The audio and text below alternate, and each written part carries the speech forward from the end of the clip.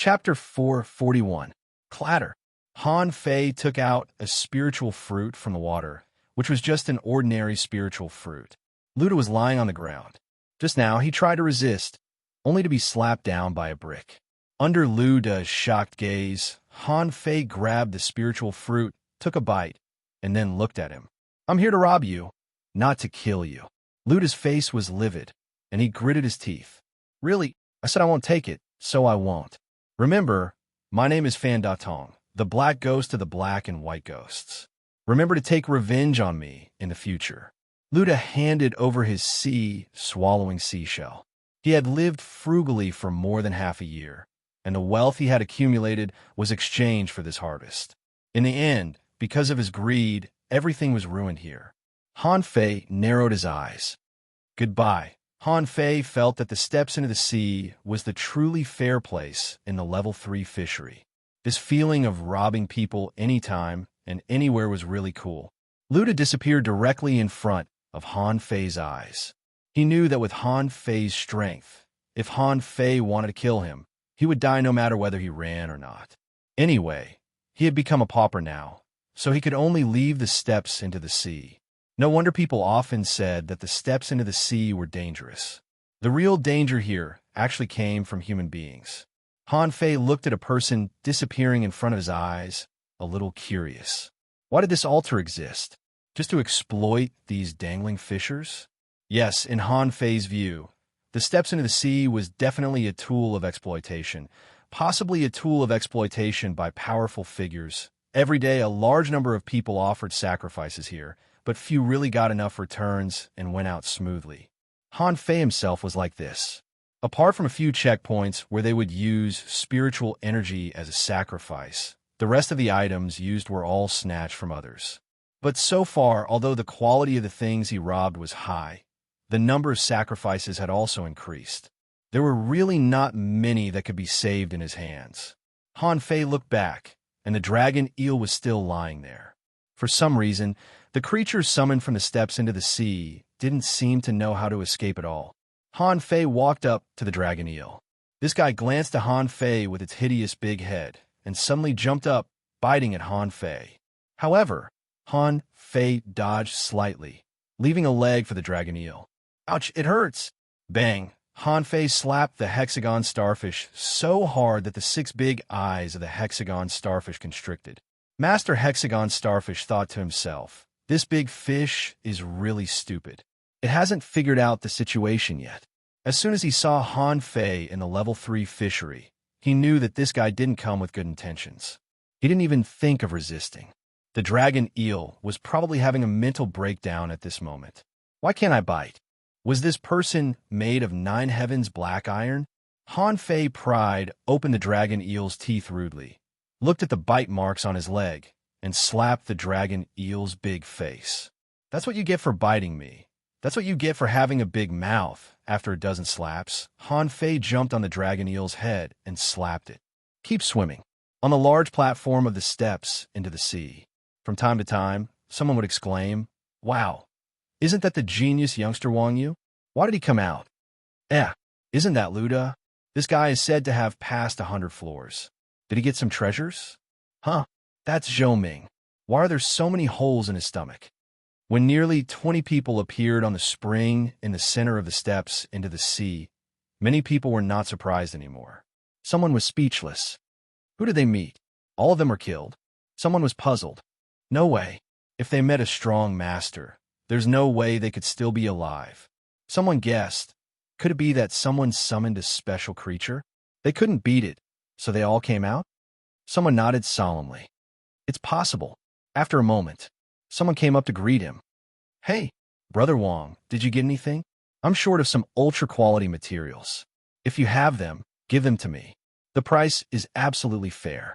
The young man called Brother Wang said gloomily with a black face, "What materials do I have? The black and white ghosts robbed us on the 100th floor below.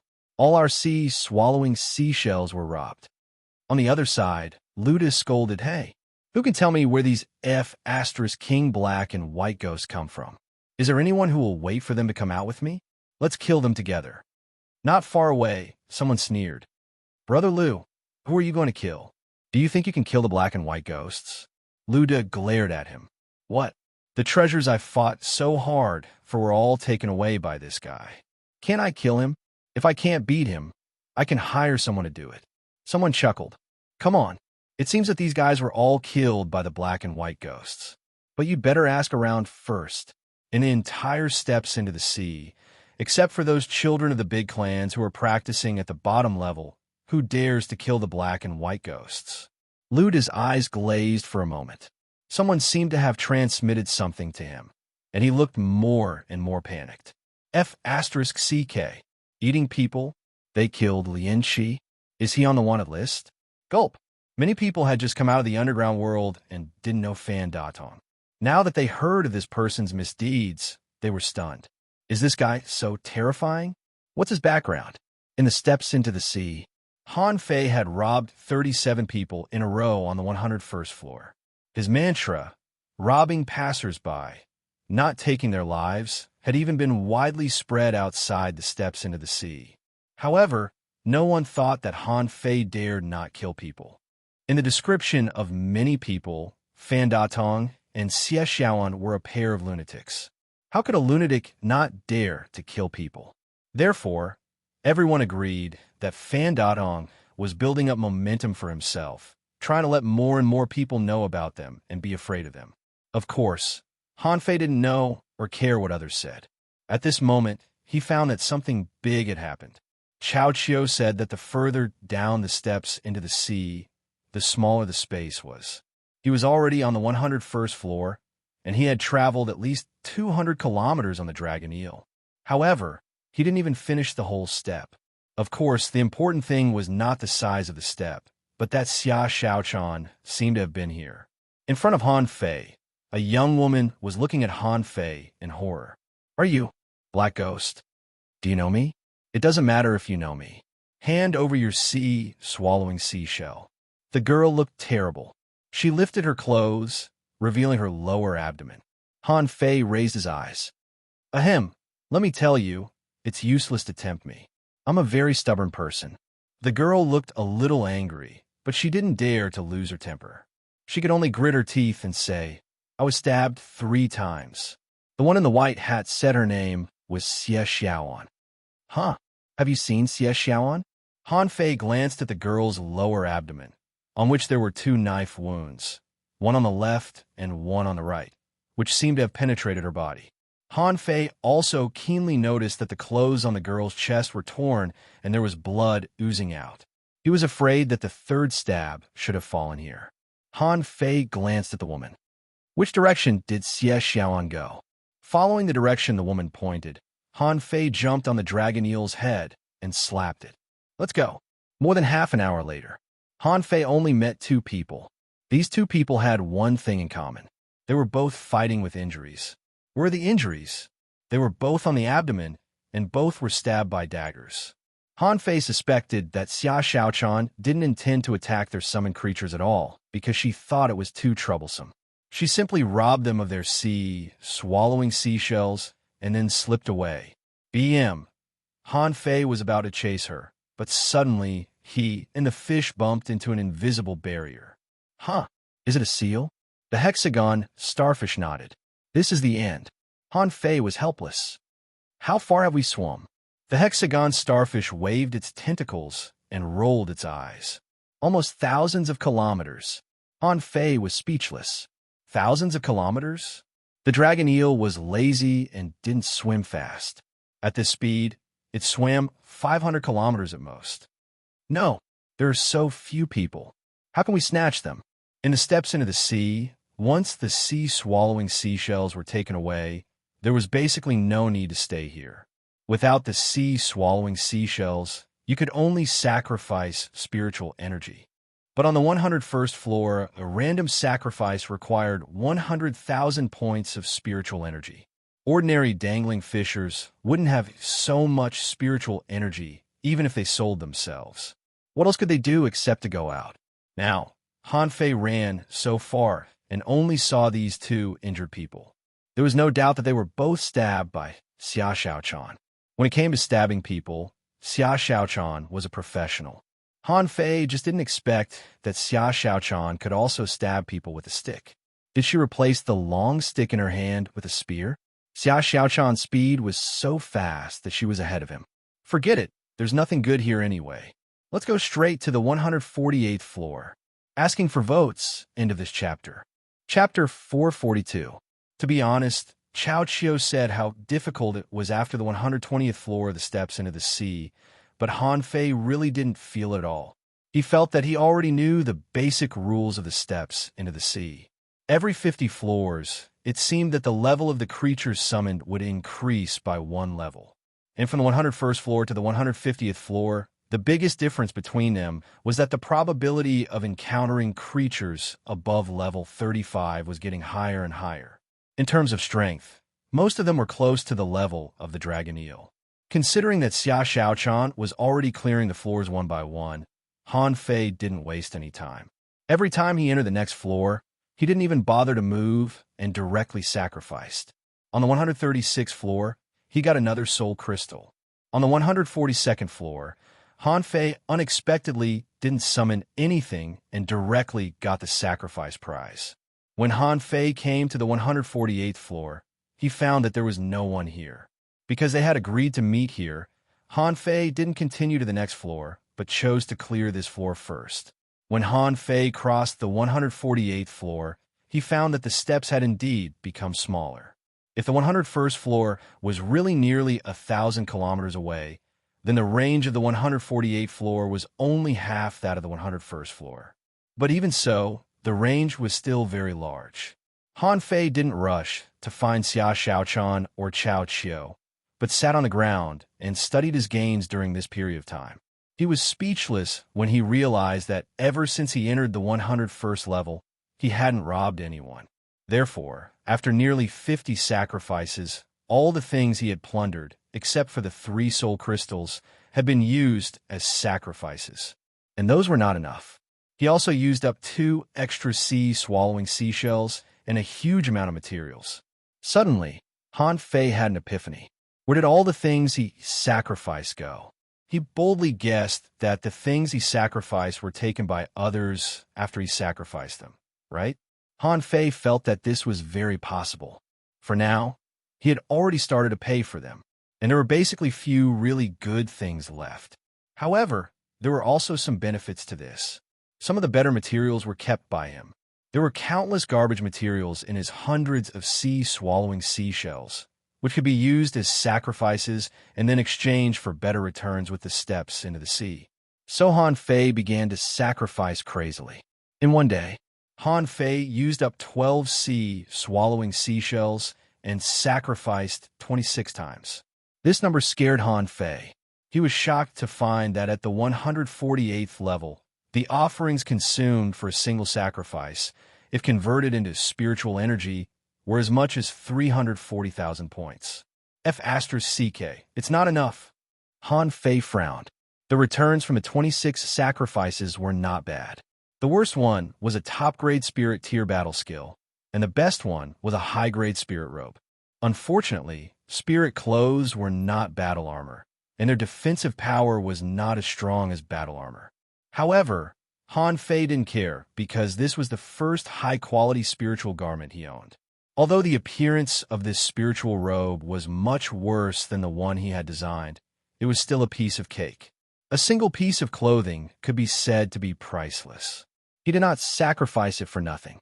The number of soul crystals in Han Fei's hand also increased from 3 to 4. Under the hexagon starfish's strong request, Han Fei decided to give it one. At this moment, Han Fei was sitting on the ground, looking at the hexagon starfish. Han Fei asked, "Master Hexagon, it's been 100 minutes. Haven't you digested the soul crystal yet?" The hexagon starfish's big eyes were motionless, but he said via voice transmission, still digesting. So slow.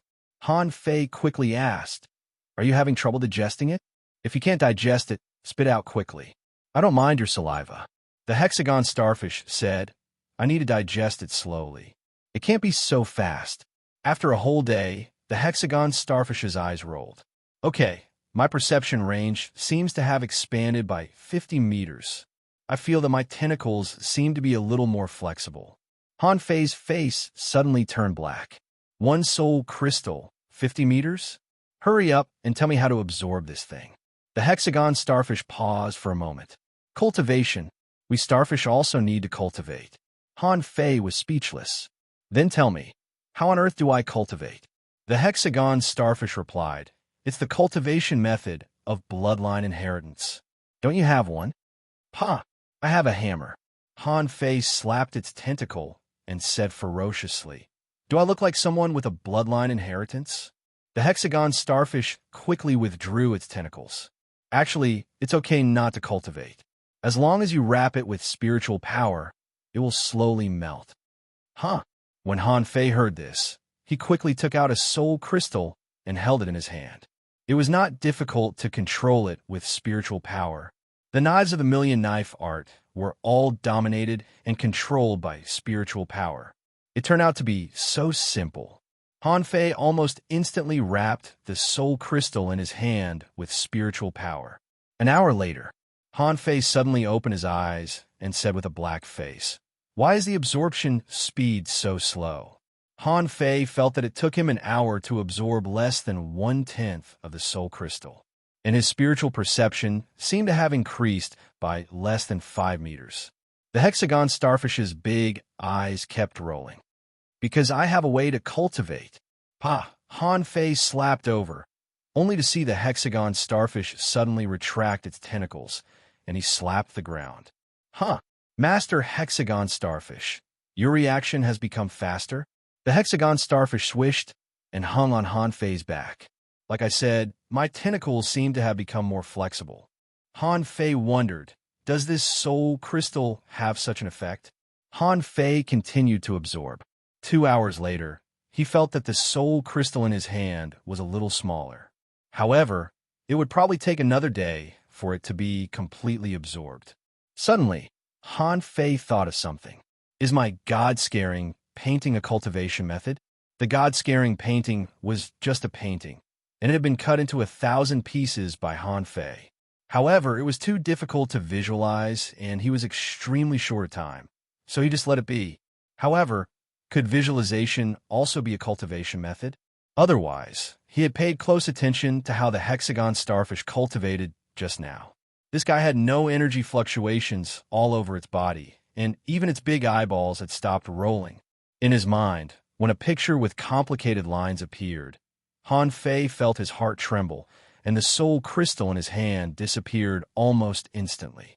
Immediately afterward, Han Fei seemed to feel that there was suddenly a trace of satisfaction in his mind, just like the first bite of food after he was extremely hungry. His whole body was full of joy. Han Fei felt that his memory seemed to have become better. All of this took less than 10 breaths of time. When he opened his eyes again, the picture of that small piece of the God-scaring painting had been completely engraved in his mind. Wow, is it really a cultivation method? As soon as Han Fei turned his head, he saw the hexagon starfish lying on his shoulder, staring at Han Fei's palm and then at Han Fei's head with its big eyes. The hexagon starfish was shocked. Do you have a soul cultivation method? Han Fei grinned. I think so. The hexagon starfish was discouraged. Human beings are all big octopuses that deceive people. Obviously, you have an inheritance too. Han Fei was not in the mood to pay attention to the hexagon starfish at this moment. He sensed with his spirit and found that the range of his perception had increased by another 50 meters. Han Fei's expression changed, and another soul crystal appeared in his hand. After 10 seconds, another soul crystal appeared in his hand. When the last soul crystal disappeared, the range of Han Fei's spiritual perception had increased to 450 meters. This was equivalent to him visualizing the God-scaring painting for 3 months. Good stuff. Han Fei suddenly rose to his feet, his eyes glowing with surprise. No wonder soul crystals are so rare. I didn't expect that with the cultivation method, I can improve so fast. But then Han Fei's face stiffened, as if something was wrong. Even without the God-scaring painting, it seemed that it would only take him about a day to absorb a soul crystal. No matter how rare soul crystals were, it didn't seem difficult for people like Chao Chiu to get them. In particular, It seemed that more people didn't even know what soul crystals were. This made it easy for a large number of soul crystals to fall into the hands of those with money, power, and status. In this way, didn't it mean that these descendants of the big clans could infinitely improve their soul and perception range? Han Fei's face changed slightly. Master Hexagon Starfish, how many soul crystals do you think you can absorb? Watching Han Fei absorb 3 soul crystals, the Hexagon Starfish almost drooled with envy. Hearing Han Fei's question, he thought Han Fei had found his conscience and was going to give him a few more in the future. A lot. Han Fei asked, how many is a lot? The Hexagon Starfish muttered, definitely more tentacles than mine. F***CK off. Han Fei was speechless. It's so hard to chat with a starfish who is not good at math. You only have 6 F***king tentacles in total. Does it mean more tentacles than you? Second update. Please vote. End of this chapter. Chapter 443. Han Fei had been cultivating on the 148th floor for 2 days when a sneaky little fatty appeared at the end of his sight. When Chao Qiu saw Han Fei, he jumped up and waved at Han Fei. I'm here. Han Fei greeted him enthusiastically and stretched out a hand. Chao Qiu. Han Fei asked, do you have a soul crystal? Chao Qiu looked at Han Fei in a daze. I didn't hit him. Han Fei immediately withdrew his gaze in disgust. Haven't you been to the 148th floor? Why did you arrive so late? Chao Qiu was speechless. It only took me 3 days to arrive. When did you arrive? Han Fei replied, I arrived on the first day. Chao Qiu's body stiffened, and then his little fat face drooped. Sure enough, you people, you're all the same. Han Fei asked what? Chao Qiu snorted. Nothing. Where's Xia Xiaochan? Han Fei said seriously, it's Xia Xiaoan. Chao Qiu curled his lips. What about Xia Xiaoan? Why hasn't she arrived yet? Han Fei said indifferently, she's robbing people up there. She will probably arrive in 2 days. Hearing that Xia Xiaochan was robbing people, Chao Qiu was not surprised at all. He had seen too many robberies. He muttered, what's so good about robbing people up there? Han Fei asked Chao Qiu about soul crystals, mainly about the upper limit of the use of soul crystals. Chao Qiu's answer shocked Han Fei. Chao Qiu said, there is no upper limit for the use of soul crystals. At that time, Han Fei was stunned and dumbfounded. Han Fei couldn't help asking, what is the range of your spiritual perception? Chao Qiu replied, 800 meters. How much? Han Fei's eyes almost popped out. Although Chao Qiu was theoretically a small realm higher than him, his perception range of 800 meters really shocked him. However, Han Fei then asked, since there is no upper limit for the use of soul crystals, why is your perception range so low? Soul crystals don't seem to be rare for people like you, right? Chao Qiu chuckled. How can it be so simple? When your perception range reaches 500 meters, you will find that the effect of an ordinary level 1 soul crystal is already 10 times worse. Rank 2 soul crystals are extremely rare, so don't be fooled by my 800-meter range. Do you know how many soul crystals I used? I've used 70 or 80 of them. Han Fei was lost for words. What a prodigal. 70 to 80 soul crystals was quite a lot. However, this number wasn't much. With Chao Qiu's identity, he should be able to get at least 70 or 80 soul crystals. Chao Qiu knew what Han Fei was thinking and said, soul crystals are not so easy to get. Usually, it would only appear on the 120th floor and above. However, those who could reach the 120th floor and above were practically no weaklings. Only those who knew nothing would choose to sell. Those who truly know the effects of soul crystals usually won't sell them. Han Fei's eyes turned cold. Then do you know how far the perception range of the younger generation in the Thousand-Star City is? Chao Qiu replied without thinking. 3,200 meters. How much? Han Fei was shocked again and looked at Chao Qiu in astonishment. 3,200. How many King soul crystals did you use? Chao Qiu grinned. Haha, I don't remember how many. Anyway, when Chao Tian came out last time, it was already 3,200. Now, it is estimated to be 3,500. Your brother?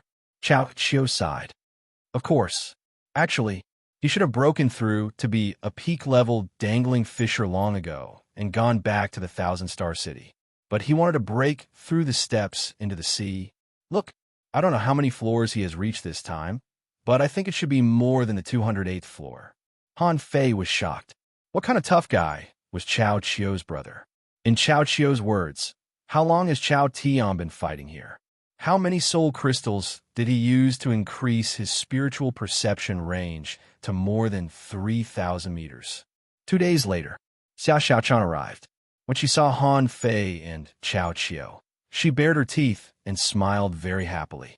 Xia Xiaochan said, "I'm here." Han Fei responded lightly, "Yeah, have you cleaned up the floors?" Xia Xiaochan glanced at Han Fei in surprise. "How did you know?" Han Fei said with a smile, "I knew it when I found that all the people who wanted to rob were stabbed by you." Chao Chio interjected, "Why didn't I know?" Han Fei asked, "Did you rob them?" Chao Chio shook his head. "No wonder. I was wondering why I felt that there were fewer people when I came here. It turns out that they have all been cleaned up by you." Xia Xiaochan grabbed a large handful of sea-swallowing seashells and looked at Han Fei as if presenting a treasure. "Look, I robbed more than 600 sea-swallowing seashells. Do you want them? I can give you some." Chao Chio, Han Fei covered his head. "Keep them for yourself. The further we go, the greater the sacrifice will be. I suspect that when we reach the 200th floor, each sacrifice will cost nearly 1,000,000 points of spiritual energy or items of equal value. A sea-swallowing seashell is very likely not enough for one sacrifice." Xia Xiaochan put away the sea-swallowing seashell. "I also think that the sacrifice is too expensive. Then we have to rob hard on each floor after that." Chao Chio was dumbfounded as he watched from the side. What kind of people did he make friends with? He knew that Han Fei and Xia Xiaochan were powerful, but he didn't expect them to be so powerful. Han Fei easily reached the 148th floor in one day. Xia Xiaochan cleaned up all the way, and it only took her 5 days to rob more than 600 sea-swallowing seashells. How ferocious were these two people?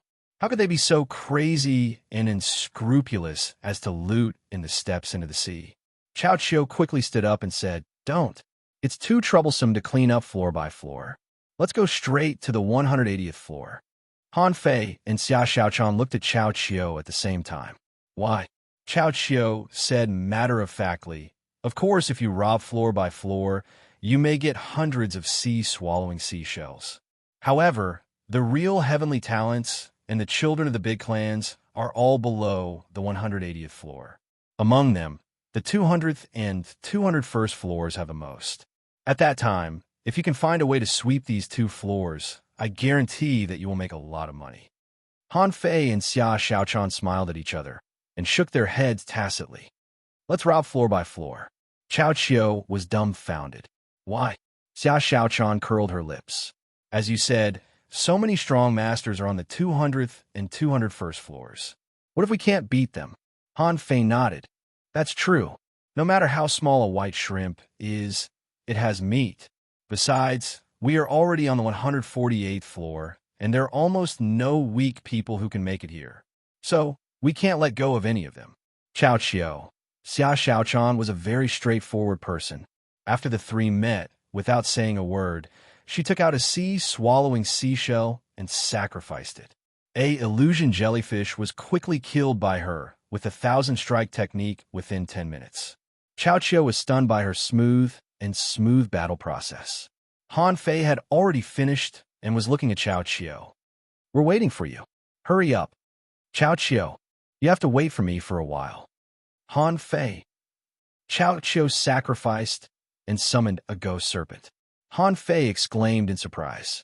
Back then, in the deep-sea jungle of the Level 2 fishery, Zhang Xuanyu was almost killed by this thing. Xia Xiaochan sat cross-legged on the ground next to Han Fei, and then said to him via voice transmission, "I found a secret." Han Fei frowned. "What secret?" Xia Xiaochan's face changed, and she said secretly, "There are manfish in the steps into the sea." Han Fei was surprised. "What? You summoned a manfish?" Xia Xiaochan shook her head. "I didn't, but I smelled the smell of manfish from the creatures I summoned." Han Fei's eyelids twitched. What kind of manfish? Xia Xiaochan pursed her lips and recalled. It seems to be the most disgusting kind, but it also seems to have the smell of inferior manfish, but it is very weak. With that, Xia Xiaochan tilted her head and looked at Han Fei. Where do you think these summoned creatures come from? Han Fei shook his head. I don't know. However, if they're manfish, I'm afraid the road ahead will be dangerous. But I believe there shouldn't be any manfish on the 200th floor. But beyond the 200th floor, it's hard to say. Xia Xiaochan nodded. Actually, I lied to him just now. In fact, I snatched more than 800 sea-swallowing seashells. Han Fei was amused. He suddenly hugged Xia Xiaochan's head and kissed her on the cheek. This girl was so cute. Han Fei felt that Xia Xiaochan was really stupid when she should be smart, but she was stupid when she shouldn't be smart. Xia Xiaochan was annoyed, wiped her mouth with her hand, and asked, "What are you doing?" Han Fei said with a smile, "With Chao Qiu, who is not good at math, it makes no difference whether you have 600 or 1,000. What he cares about is not this thing at all. But keep your sea-swallowing seashells. Anyway, we will meet on every floor below. When there are no more, I will be with you." On the other side, Chao Qiu's eyes caught the scene of Han Fei kissing Xia Xiaochan. While he was dazed, the ghost serpent hit him in the stomach, and he was sent flying hundreds of meters away. Chao Qiu said angrily, "You are too much. I am fighting, and you are actually in love next to me." The author said, to the question of how long it will take to get to the level 3 fishery, wait for me. I can't be fast even if I want to. A lot of plots are strung together, so I need to take my time. End of this chapter. Chapter 444. Chao Qiu's fighting style was very strange, or rather, this little fatty didn't know how to fight at all. In Han Fei and Xia Xiaochan's eyes, Chao Qiu was wearing an ultra-quality battle suit, holding an ultra-quality spiritual weapon big shield in his left hand, an ultra-quality spiritual weapon warhammer in his right hand, and 2 ultra-quality moon scimitars floating beside him. His equipment was so gorgeous that it almost blinded Han Fei and Xia Xiaochan's eyes. Han Fei and Xia Xiaochan's eyes were almost popping out of their sockets. They couldn't wait to snatch this little fatty away. But this was not the most amazing thing. His spiritual beasts and contractual spiritual beasts were really eye-openers for Han Fei and Xia Xiaochan. In Han Fei's eyes, data appeared. Name, Blazing Fish, Chao Qiu's spiritual beast. Introduction, an exotic fish of the light and shadow type. It can emit 3 different kinds of light. The intense light can cause blindness. The flame light has overbearing lethality. The mysterious blue light has hallucinogenic effects. Level 33, quality legendary, contains soul energy greater than 820 points. Han Fei was dumbfounded. How the hell did this little fatty give birth to such a magical spiritual beast? A spiritual beast with 3 kinds of power. It could blind, hallucinogenic, and attack. In terms of ability, it was not inferior to the 9-tailed mantis shrimp. Although ability didn't matter how much it was, but how effective it was in fighting against the enemy, a legendary spiritual beast was definitely not bad. At this moment, the blazing fish's eyes were glowing like stage lights, flashing and shooting out laser beams. The ghost serpent on the other side didn't even know where to attack. It was probably blinded by the light. But in such an advantageous situation, Chao Qiu didn't have the slightest urge to rush forward and fight. On the contrary, he called out his contractual spiritual beast. When he saw this contractual spiritual beast, Han Fei was stunned again. After all, it was destined that your spiritual beast was weird, but why is your contractual spiritual beast also so weird? At this moment, 2 contractual spiritual beasts appeared beside Chao Qiu. Name, Poisonous Bubble Fish, Chao Qiu's contractual spiritual beast. Introduction, a fish as soft as a jellyfish. Its whole body is highly poisonous. It can split and recombine, and it can spit poisonous bubbles to attack the enemy. Level 36, quality, exotic, contains spiritual energy greater than 2,156 points. Food, eats poisonous insects and plants. Remark, in its perfect state, it can completely turn into venom. Han Fei was quite calm, when he saw the bubble fish. It was a kind of soft fish with an ugly appearance and a transparent body. At this moment, the ugly fish was spitting bubbles at the ghost serpent. The bubbles were the size of a palm, like soap bubbles played by a child. In the blink of an eye, there were over 100 of them. Then, Chao Chio kept shouting, "Xiaoyan, hurry up and smash it to death." The one named Cloud was another contractual spiritual beast of Chao Chio. Name, Cloud Dolphin, Chao Chio's contractual spiritual beast. Introduction, a creature with extremely high defensive power. When it encounters danger, it will turn into a ball. No matter how many sharp weapons attack it, it will not break. At its peak state, its entire body's defensive power will increase by 9 times. Level 32 Quality Exotic contains spiritual energy greater than 1916 points. Food, like spiritual plants. Remarks, current state. 3 times the defense. The body of this cloud dolphin looked like a ball fish, but it was white and looked much better than a ball fish.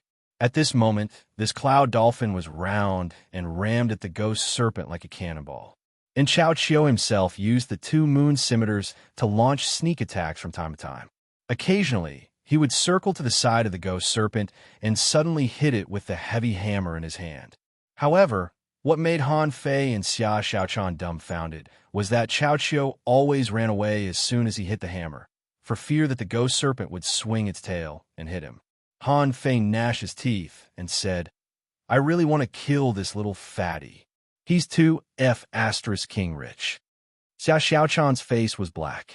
"I want to kill him too. He is the most cowardly person I have ever seen. Even if he just stands there, I'm afraid the ghost serpent can't hurt him." What is he afraid of?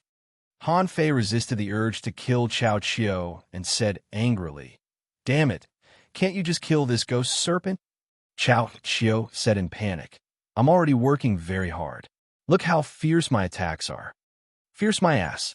You've been fighting for a long time and only launched 3 sneak attacks." While performing, Chao Chio responded, "This is my tactic. Let the enemy run for his life, and I will naturally be invincible." Swish, Xia Xiaochan flashed and appeared next to the ghost serpent, cutting it from head to tail with the dagger in her hand. When the ghost serpent swung its tail horizontally, Xia Xiaochan flashed again and had already reached the bottom of the ghost serpent, cutting another huge wound. This was repeated 3 times, and the supreme stab directly penetrated the ghost serpent's head.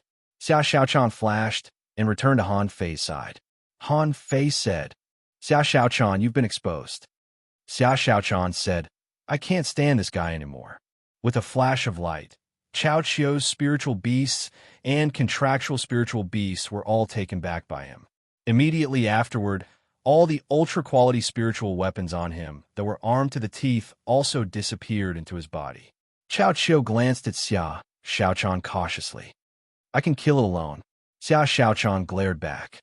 "Shut up and go to the next floor. If you dawdle again, I'll kill you too."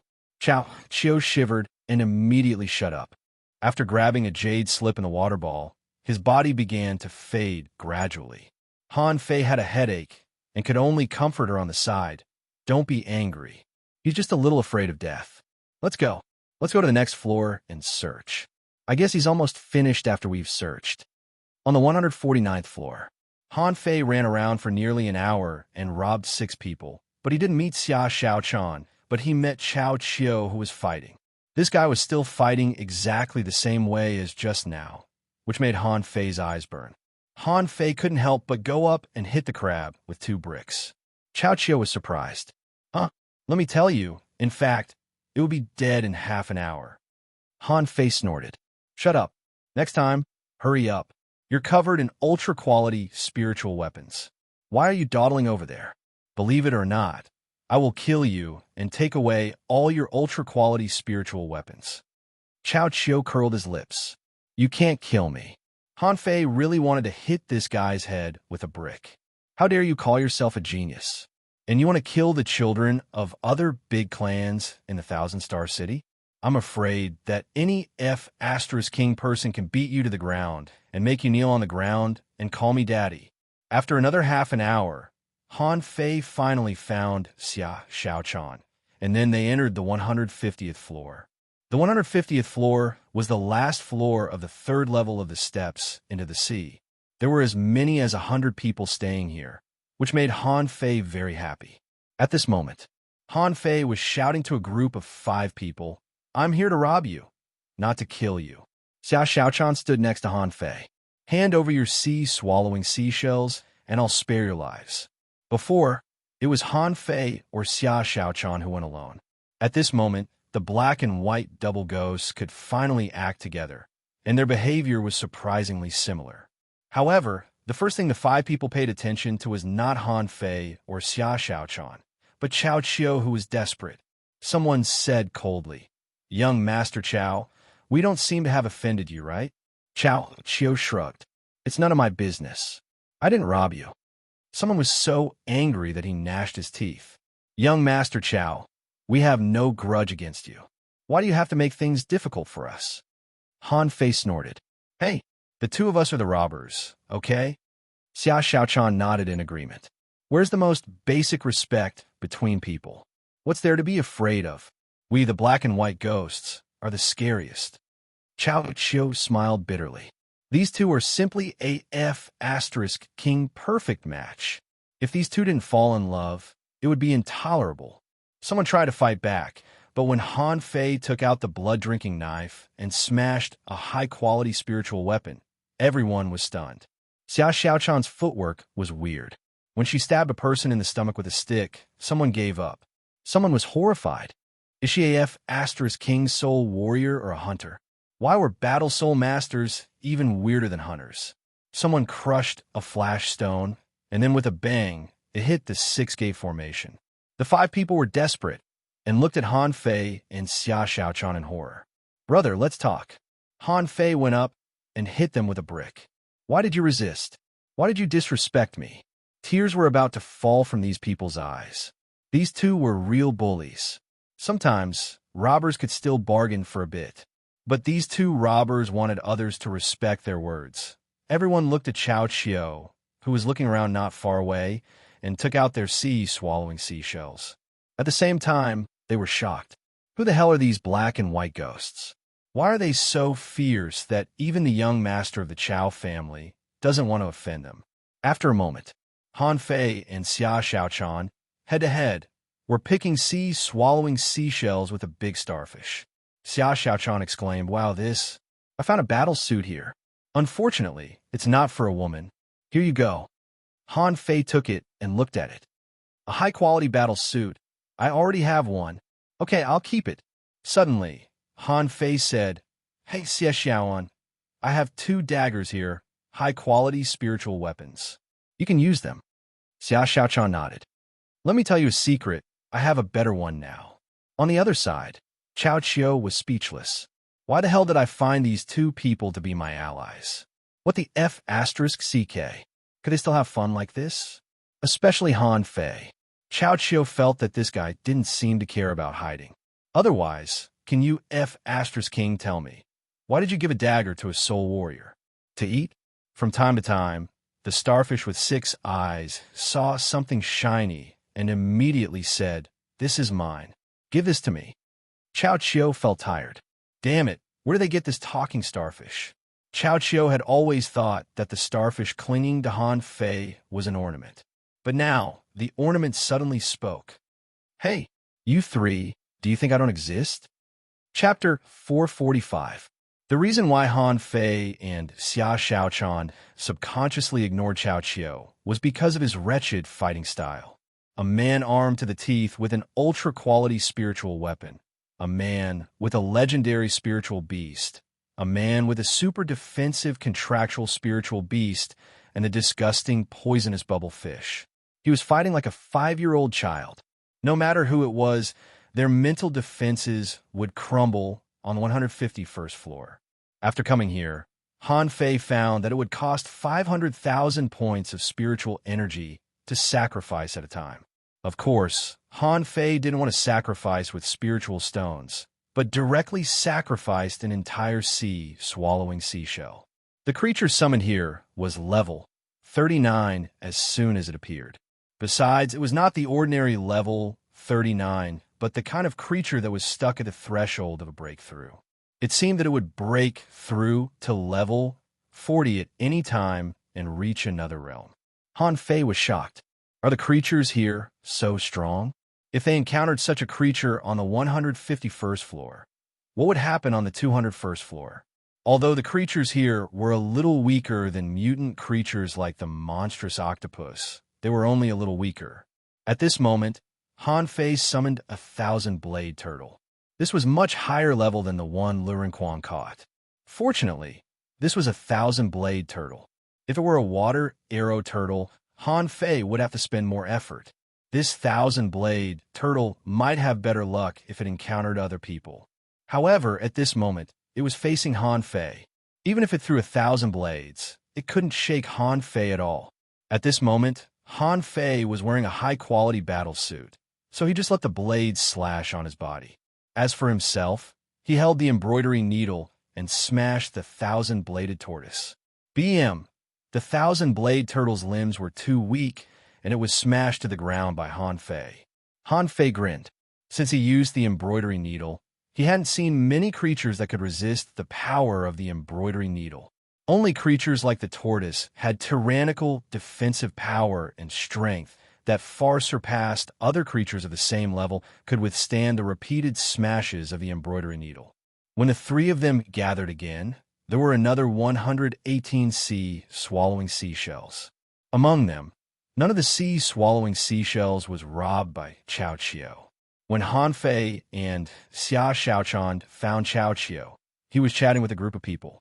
When Han Fei and Xia Xiaobai arrived, none of those people could escape. He asked Cao Qiu why he was sitting and chatting with people in the steps into the sea. It turned out that those people all knew Cao Qiu and knew that the young master of the Cao family didn't like robbing people. No one dared to rob him because of his identity. So this weird scene happened. The 188th floor. Here, the range of the steps into the sea was even smaller, less than 400 miles. It was also here that Han Fei met the second descendant of the 1,000-star city, besides Cao Qiu. Han Fei didn't have time to find Xia Xiaochuan and Cao Qiu. As soon as he appeared on the 188th floor, he saw people fighting several miles away. The young man who was fighting was holding a superior-grade spiritual sword. His arms seemed to have turned into two swords, and there was a faint yellow, profound light under his feet. At this moment, this young man was circling around a green sun centipede as he fought. Every time his figure appeared, there would always be a frightening blade aura, and then a few centipede legs would be cut off by his sword. Han Fei came here with the mentality of watching a robbery. However, as soon as he was 500 meters away from the battle between the two, he heard a shout, "Get lost!" Han Fei looked around and found that there was no one else. Obviously, this person was talking to him. Thus, he walked another 100 meters forward. The young man suddenly appeared on the head of the big centipede, and a sharp blade in his hand tore off a large piece of the centipede's carapace. At the same time, the young man tilted his head and glanced at Han Fei. "I told you to get lost or die." Han Fei was amused when he heard this. This young man was not weak. As an advanced dangling fisher, his combat power was at least stronger than that of ordinary peak-level dangling fishers. Perhaps because this young man was used to being arrogant, he was extremely contemptuous of Han Fei, who was peeping on the side, and threatened him. Han Fei grinned. "Come on, get lost. Let me try." The two swords in the young man's hands suddenly merged, and an astonishing sword energy tens of meters long instantly pierced the head of the big centipede. The young man didn't even look at the centipede, grabbed the floating water ball, and threw it into the sea-swallowing seashell.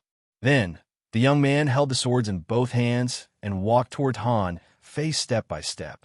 Intermediate dangling fisher. Since you can reach the 188th floor, you must be a heavenly talent. However, I have seen a lot of heavenly talents, but most of them will die under my sword. Han Fei said with a smile. "Who are you? Do you have to be so arrogant?" The corners of the young man's mouth trembled twice, revealing a trace of ruthlessness. "Since you can come here, you are qualified to know my name. My name is Wang Zitian, the last person you will ever see in your life." With that said, Wang Zetian stepped on the ground, and his body had already rushed out dozens of meters.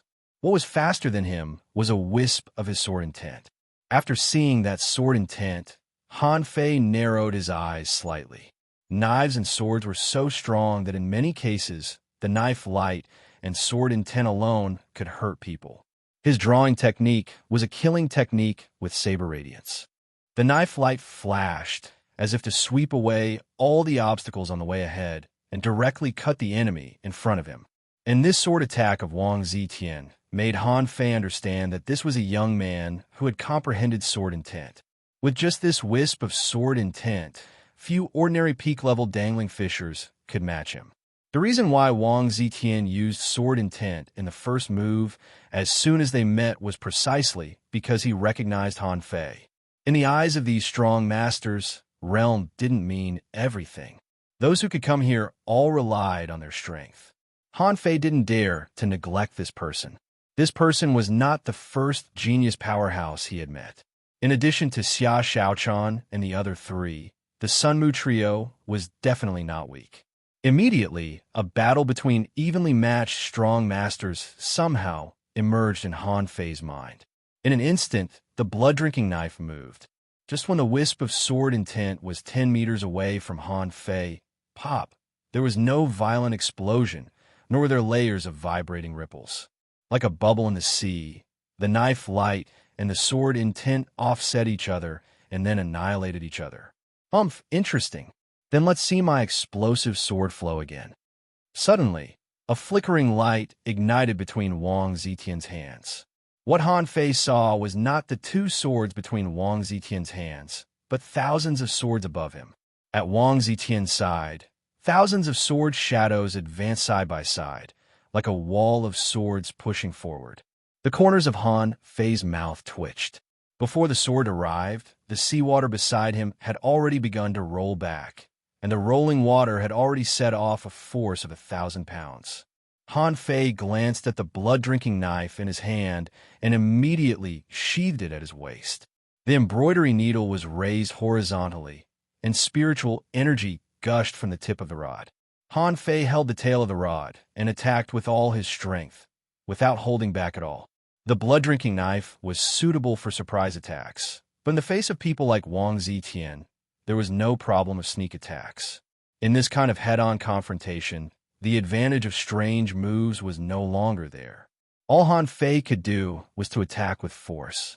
In an instant, the water was pierced by Han Fei's rod, setting off a huge wave, which blasted straight at the awe-inspiring sword wall. Bang! At the moment when the rod and the sword collided, it exploded like a warhead detonating in the water, and a circle of ripples shook out dozens of kilometers away in the blink of an eye. Puff! Wang Zetian took 7 or 8 steps back in a row, blood oozing from the corners of his mouth and his arms drooping. When the awe-inspiring sword intent disappeared, Han Fei gently put down the embroidery needle. I didn't expect that a sword user could be so strong. However, young man, you chose the wrong target.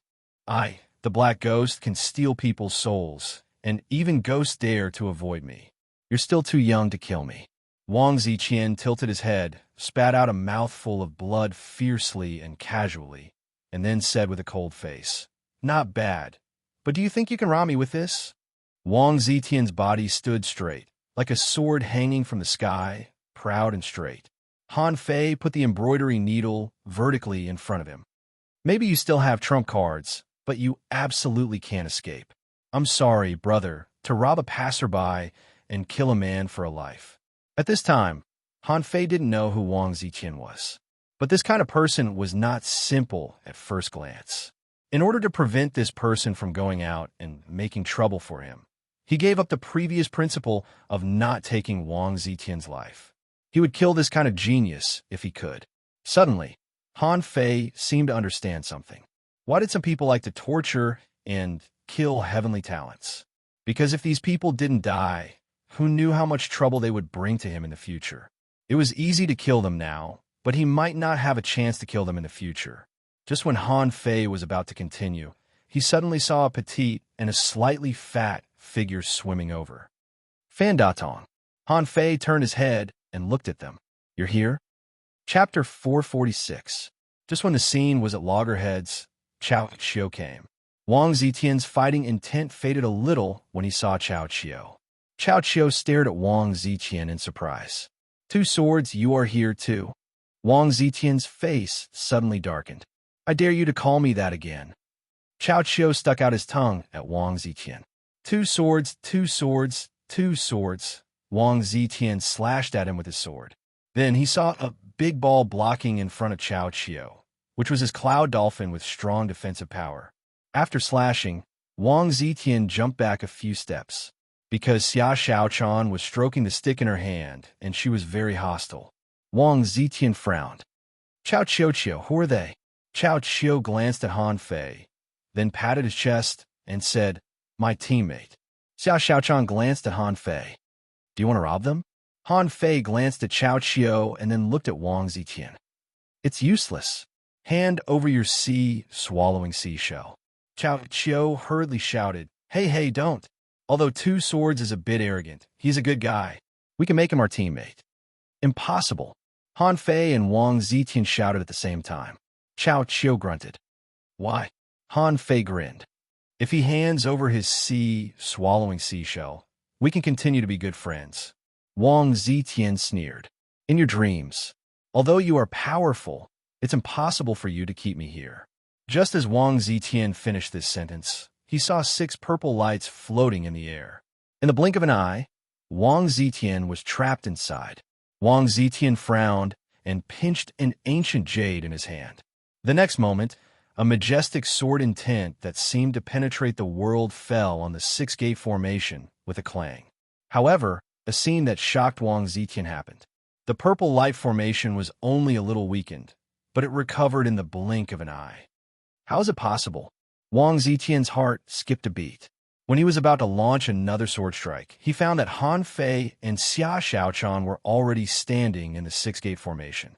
The hexagon starfish said to him via voice transmission, "This man is so strong. I can't trap him anymore with that kind of power, just now." Han Fei said telepathically, "Don't worry. He won't have a chance to use it 3 times. Outside the 6-gate formation, Chao Qiu hurriedly shouted, "Don't fight. Black and white impermanence. Our target is not Two Swords, but those guys on the 200th floor." Han Fei said leisurely, "Didn't you say that the descendants of the big clans in the 1,000-star city deserve to die?" Chao Qiu quickly explained, "Not all of them deserve to die. Two Swords is an exception." Han Fei thought for a moment. "Hey, you, give me the soul crystals, and I'll let you go." Wang Zetian looked at Chao Qiu. "Did you find them to deal with those guys?" Chao Qiu nodded repeatedly. Yes.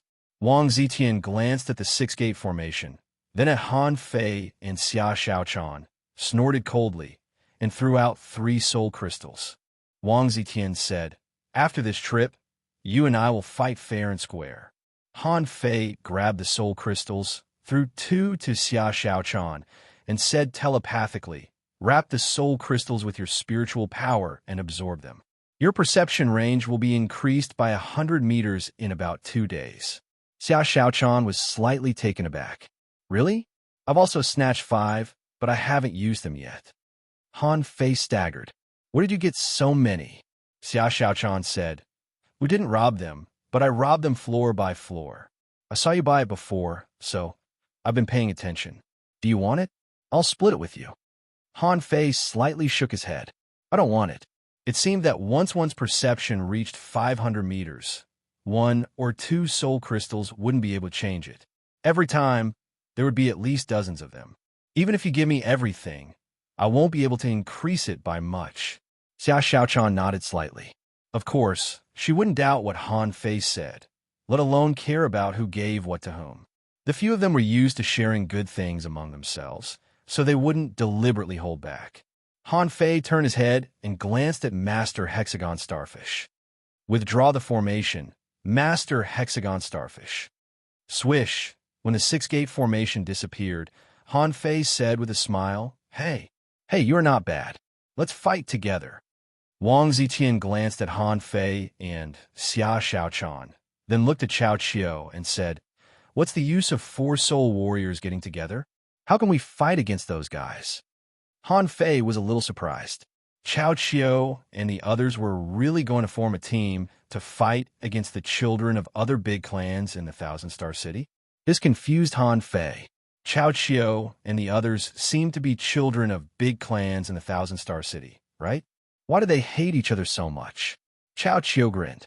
It's okay, I'm prepared. Wang Zetian looked at Han Fei and Xia Xiaochan, and his expression changed a few times. Okay, but you too. Don't blame me for not reminding you. None of them is weaker than me, especially that Chen. That guy's sword is much stronger than mine. Han Fei was about to ask who Chen was, but Chao Qiao said, I suddenly remember that Chen seems to have left. Wang Zetian frowned. Huh, what about Yi Baiyu? He doesn't seem to have left, but Yi Baiyu shouldn't be on the 200th floor. Wang Zetian nodded. Even so, there's still a lot of people on the 200th floor. Chao Qiao answered fluently. Don't forget, their internal relationship is not very good. Yang Diyu was a troublemaker. He would go wherever there was chaos. Mo Fian is a devil who only knows how to play tricks. Don't be afraid of her. Sun Mu is the same as you. Few people want to play with him. Zhang Mingquan didn't come, and Zhang Wen didn't come. We have to be careful of Li Hai and Li Baizhou. The others are nothing to worry about. Han Fei and Xia Xiaochan were dumbfounded as they listened on the side. Are these all the children of the big clans in the Thousand Star City? Every one of them sounded quite fierce. Besides, in Chao Qiao's words, Sun Mu was a character who was not loved by his grandmother or uncle. But such a F***king character almost killed Han Fei in the sea grassland. How could the others be simple? Han Fei said, Stop. I'll be frank first.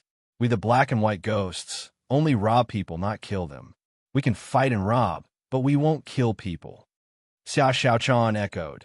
Yes, we are here to hunt for treasures, not to kill people. Han Fei and Xia Xiaochan were not stupid. They knew that the people Chao Qiao mentioned must be some big shots. If he killed all these people, God knew what terrible consequences it would cause. Even if he didn't want to deal with people like Sun Mu, Han Fei wouldn't kill them.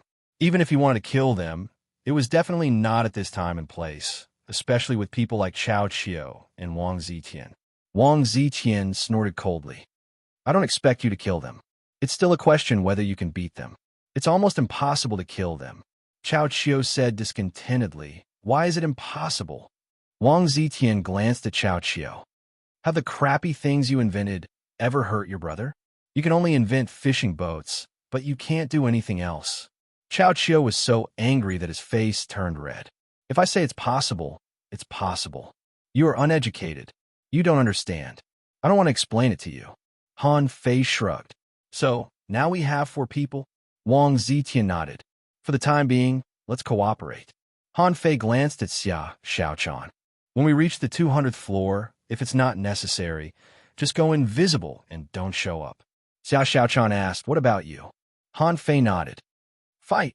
Even without these 2 guys, after we enter the 200th floor, I'm afraid we will encounter those people from the Thousand Star City.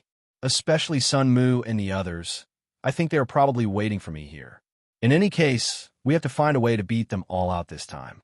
Xia Xiaochan nodded slightly. That's right. Otherwise, if Xiao Bai and Quan come, I'm afraid they won't be able to escape if they encounter so many masters at once. Wang Zetian asked, What did you say? Xia Xiaochan rolled her eyes at him. It's none of your business. It's a secret. Wang Zetian said lightly, Since we are allies for the time being, don't play tricks. Otherwise, you will have one more enemy in the future. Han Fei sneered. Do you think I'm afraid of you? It's up to you whether you believe it or not. In this way, there was a new member in Han Fei's team of 3, a cold man who used a 2-handed sword. 7 days later, on the 197th floor, the 4 reunited again. At this moment, Xia Xiaochan had already refined the soul crystal, and the perception range of her spiritual power had reached the upper limit of 500 meters. To a certain extent, Han Fei and Xia Xiaochan's perception range was the same at this moment, 500 meters. Therefore, Han Fei also understood why most people in the level 3 fishery had a small perception range, and only the top geniuses had a large perception range. This time, they met. Chao Chio said solemnly, "Starting from the 198th floor, there will definitely be many geniuses on each floor." Wang Zitian said, "But these people are not our targets. Most of them are heavenly talents from the major sects in the Thousand-Star City. Don't kill them." Chapter 447. Han Fei was slightly surprised. The heavenly talents of the major sects have nothing to do with your families? Chao Chio shook his head. Basically nothing, but a little bit. All the major clans have tried to rope in some of the prodigies from the major sects, but their relationship isn't that deep. Han Fei frowned. He didn't know anything about the Thousand-Star City, but from what Chao Chio said, he vaguely knew that there were many big families in the Thousand-Star City. The bottom 200 floors of the steps into the sea were almost all reserved by the disciples of the big clans. As for the prodigies from the 36 towns, it was not that there were none, but that there were very few of them. After all, everyone's birth was different. Some people's mothers gave birth to them at the beginning, while some people's mothers gave birth to them at the end. Fortuitous encounters were of no use unless they were extremely good. Who could really come to the level 3 fishery hadn't encountered an opportunity. Han Fei immediately wanted to ask if there was any news about Tang Ge. However, when the words were about to come out of his mouth, he swallowed them back. He was not in a good situation right now. Apart from anything else, Han Fei's possession of the sea token put him on the opposite side of many children of the big clans in the Thousand-Star City. Even though Han Fei felt that Chao Chio, the little fatty, wouldn't think too much about it, he would never tell his relationship with Tang Ge to an outsider. Han Fei simply asked indirectly, "Do the children of the big families go to the so-called major sects to study?" Han Fei knew that Tang Ge had been taken away for intensive training, but he didn't know where. But judging from how Feng Zhe searched everywhere, Han Fei didn't think that a family should be capable of doing that.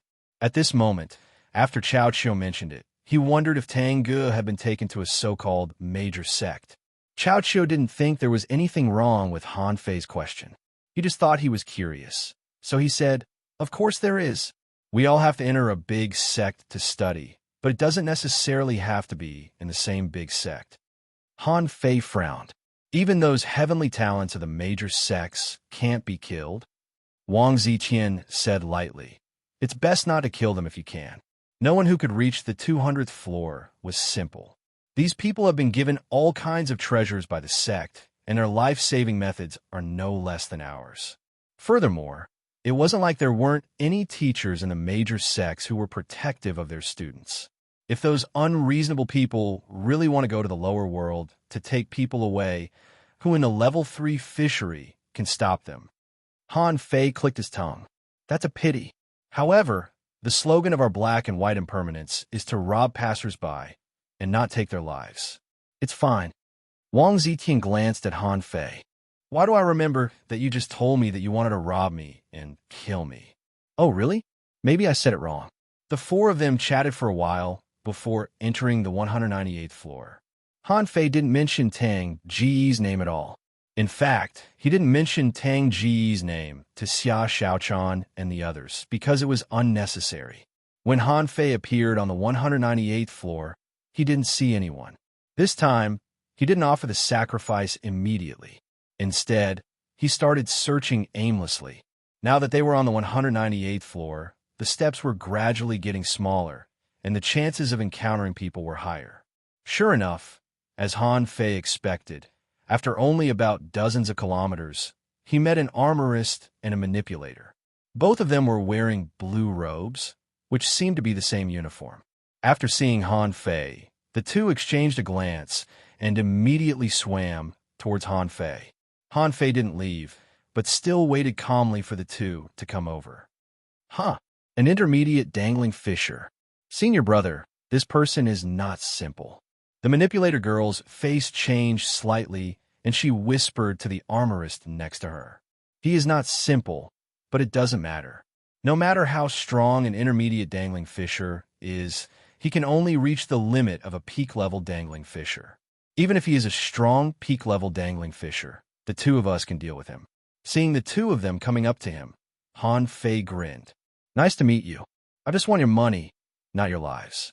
Please hand over your swallowing seashells. The manipulator asked, Senior brother, is this guy stupid? He seems to want to rob us.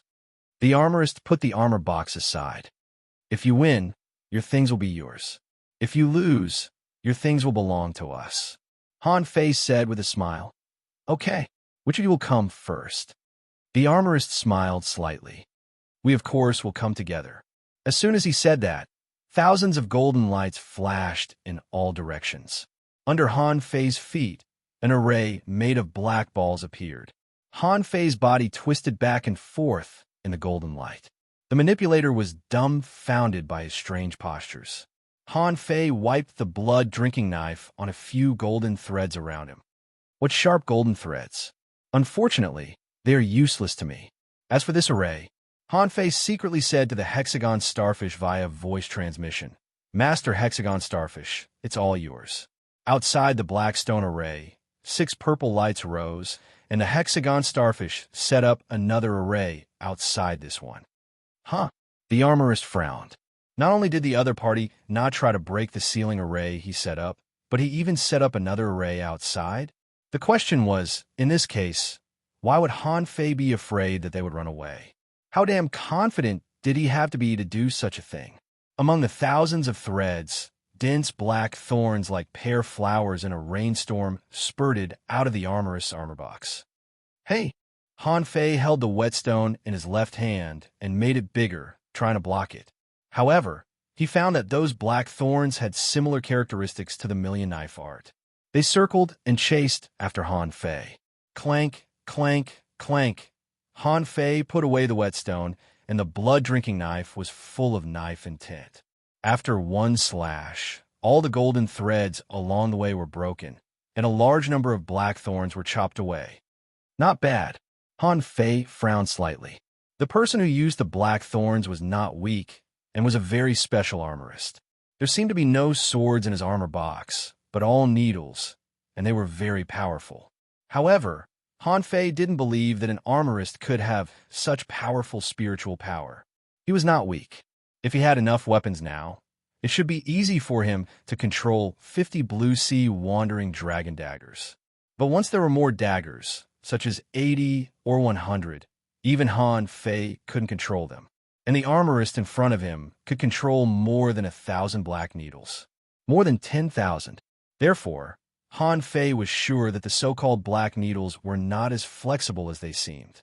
Han Fei's body was covered with small spots. Although none of the needles could penetrate his body, they were so powerful that they could leave tiny needle holes on his body surface. This had already shown the strength of this armorist. Han Fei suddenly changed direction and went straight to the manipulator. The manipulator was slightly startled, and a large number of golden threads swept out. However, Han Fei's speed was a bit fast. If it were an ordinary peak-level dangling fisher, her golden threads could even kill the opponent directly. But not now. Han Fei only needed one slash to cut off all the golden threads. On the other side, the armorist's face changed slightly, and he quickly came to the rescue. Just when he grabbed the armor box and was about to arrive, Han Fei grinned and changed direction again. He stepped on the golden threads, swept past the black needles and golden threads, and slashed out. If Xia Xiaochan were here, she wouldn't be surprised. She knew how flexible Han Fei was. They were all born in chaotic battles and had competed with each other before. Han Fei could carry 4 people on his own. His agility was not just for show. If it were a head-on battle like Wang Zitian, Han Fei might not be able to play so fancy. But in this chaotic and intertwined scene, Han Fei's flexibility was vividly displayed. Han Fei needed to twist his body to avoid the golden threads, and the armorist directly asked the manipulator to let him in. What Han Fei wanted was the moment when the golden threads were let go. He used the draw technique and threw out the whetstone as a giant hidden weapon, followed by the embroidery needle. 3 consecutive strikes. The armorist was immediately knocked over and thousands of black needles fell. Chilla.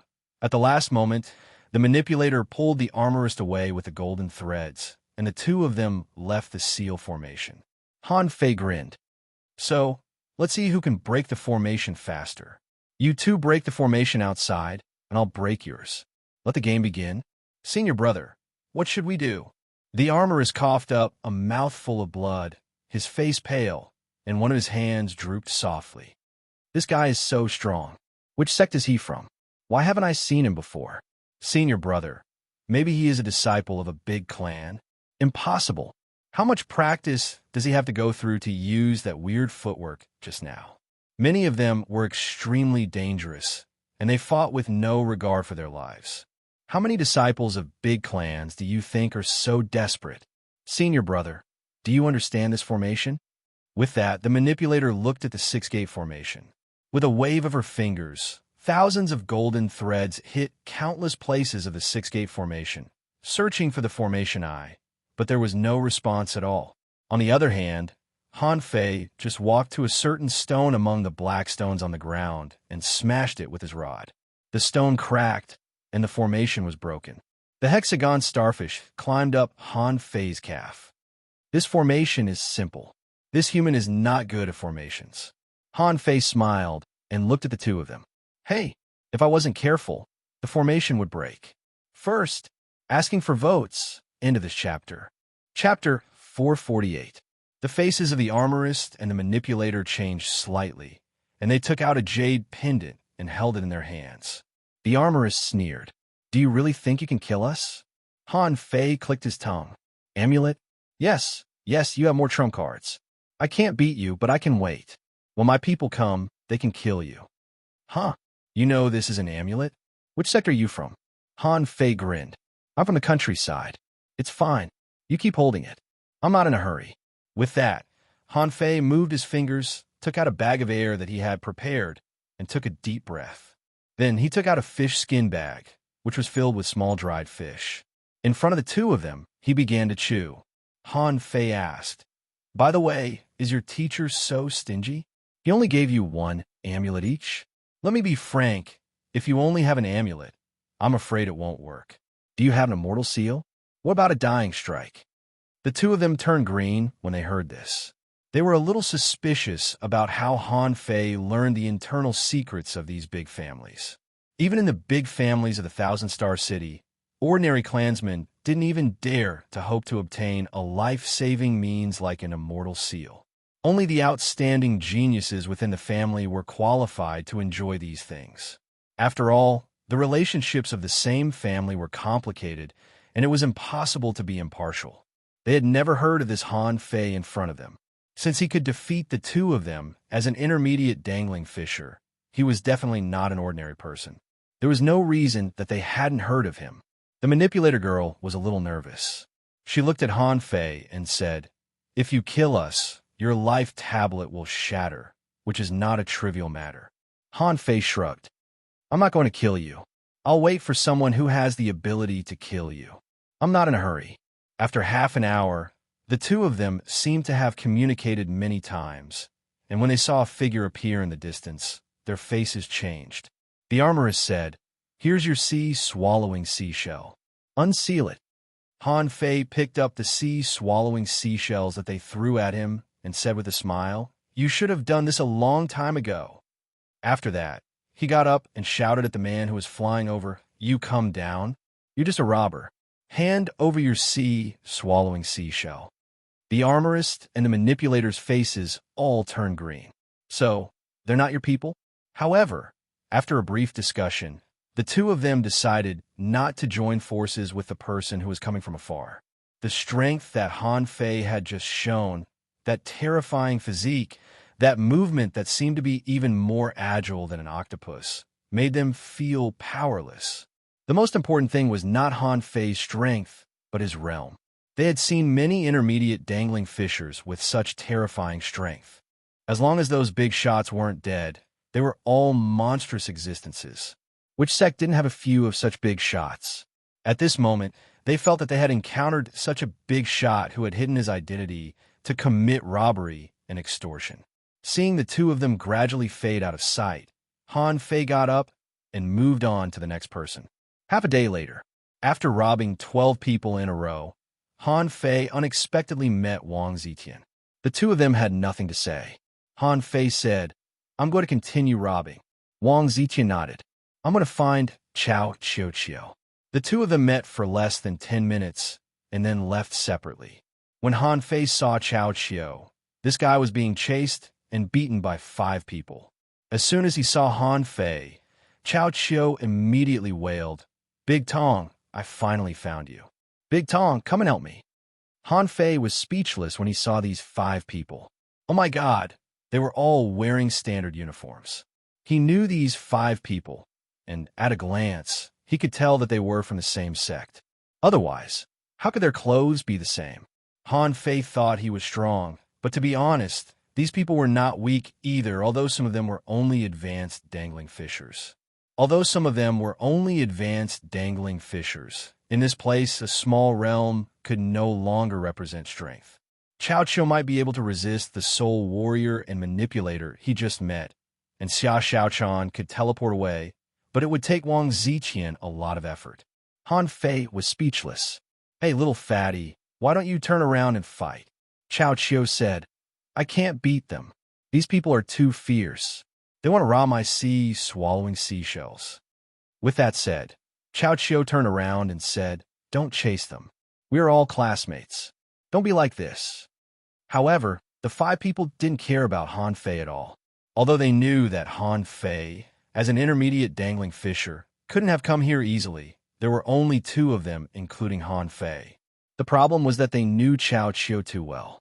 Although this guy seemed to be wearing dazzling equipment, in fact, his combat power was only 5. Besides, he was a super rich guy. Who else would they chase if not him? Han Fei sighed. "Idiot, I don't expect you to fight. I might as well expect an ironhead fish to crash into a dragon boat." Then Han Fei pointed a kitchen knife at the 5 people and said, "I want money, not life. You 5, leave your sea swallowing seashells." Where did this idiot come from? Is there something wrong with his brain? Have you been infected by Chao Chiu? F***CK off. However, Han Fei's aura suddenly soared, and he activated the majestic mystic spell, and a terrifying power circulated on Han Fei's body surface. At that moment, Han Fei stood in front of Chao Chiu and didn't dare to use the draw technique. He was afraid that he would cut these people to death. The embroidery needle swept out at such a fast speed that an unparalleled rod shadow appeared. "Not good, shield." An armorist slammed down a square shield, and then the 5 people immediately fused with their spiritual beasts. However, they underestimated Han Fei at this moment. As soon as the majestic mystic spell was activated, his strength increased 5-fold. Han Fei was not bragging. Even if Chao Chiu was equipped with top-quality weapons and possessed by the Cloud Dolphin, he could still beat him to death, let alone these people in front of him who were completely unprepared. Rumble, the ripples vibrated, and an inverted tornado rolled up underwater. The shield wall was smashed by Han Fei's rod. The 5 people were sent flying at the same time. Master Hexagon. When the 6-gate formation rose, the Hexagon starfish complained, "The 6-gate formation needs a lot of spiritual energy. I can't use it frequently. I feel that my spiritual energy is drying up." With 5 meat buns in front of him, Han Fei didn't have time to care about such a trivial matter. So he took out 5 or 6 low-quality spiritual stones and threw them to the Hexagon starfish. The Hexagon starfish really wanted to vomit blood. "This is too little," Han Fei scoffed. "Shut up. I got the treasures.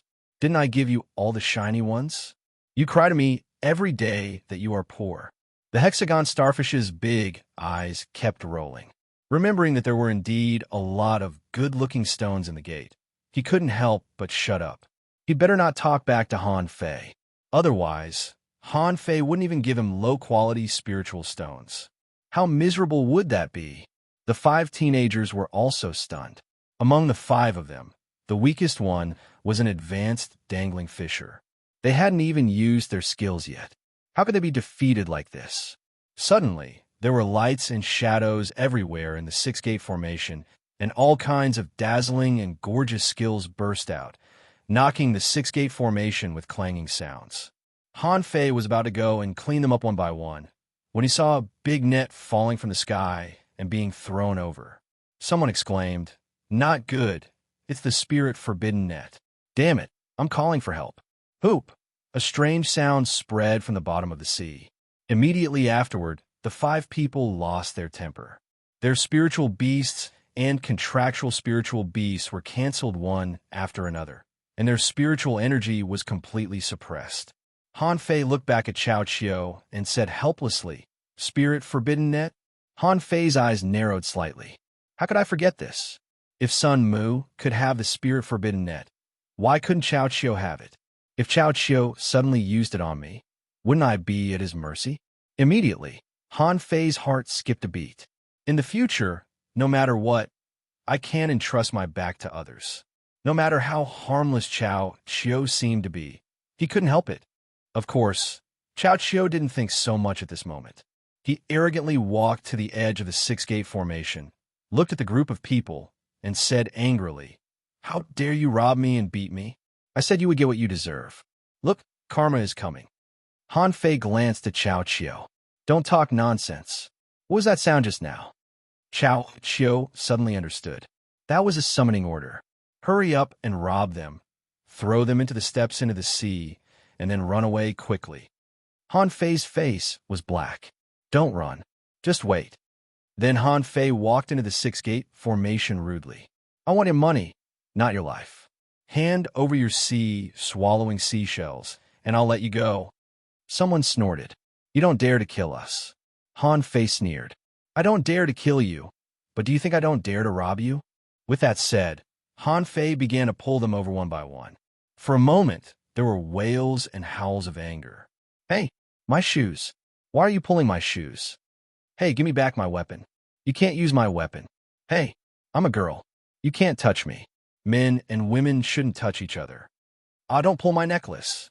My earrings, you bastard. I will find you and beat you to death." Han Fei was taken aback. "You want to beat me? This battle suit is good. I'll take it off." The little girl screamed, Hey, I've given you everything else. What else do you want?" "Hey, rogue, don't pull my clothes, gulp." Outside the formation, Chao Qiu broke out in a cold sweat. He immediately regretted showing his ultra-quality battle suit and weapons to Han Fei. If one day Han Fei was unhappy and pulled his clothes off, how miserable would that be? Han Fei was happily picking up other people's swallowing seashells and treasures. Suddenly, he felt a familiar aura coming, but he didn't care. However, the next moment, he only felt a pain in his ear. Hey, Xia Xiaochan, let go, let go." Xia Xiaochan's face was black. "Shameless. Why are you pulling my battle suit?" Han Fei shrugged. "No, I'm going to get you a battle suit, aren't I?" Xia Xiaochan said angrily. "I already have a battle suit. You just want to peek at it." Han Fei shook his head. "I didn't. I'm innocent. However, the woman in the spirit forbidden net said angrily, he molested me." Han Fei looked back. "Hey, you have to live with your conscience." Xia Xiaochan shouted, "Get out, I'll search." Suddenly, Xia Xiaochan felt that Han Fei's body stiffened and thought, did I hit him too hard?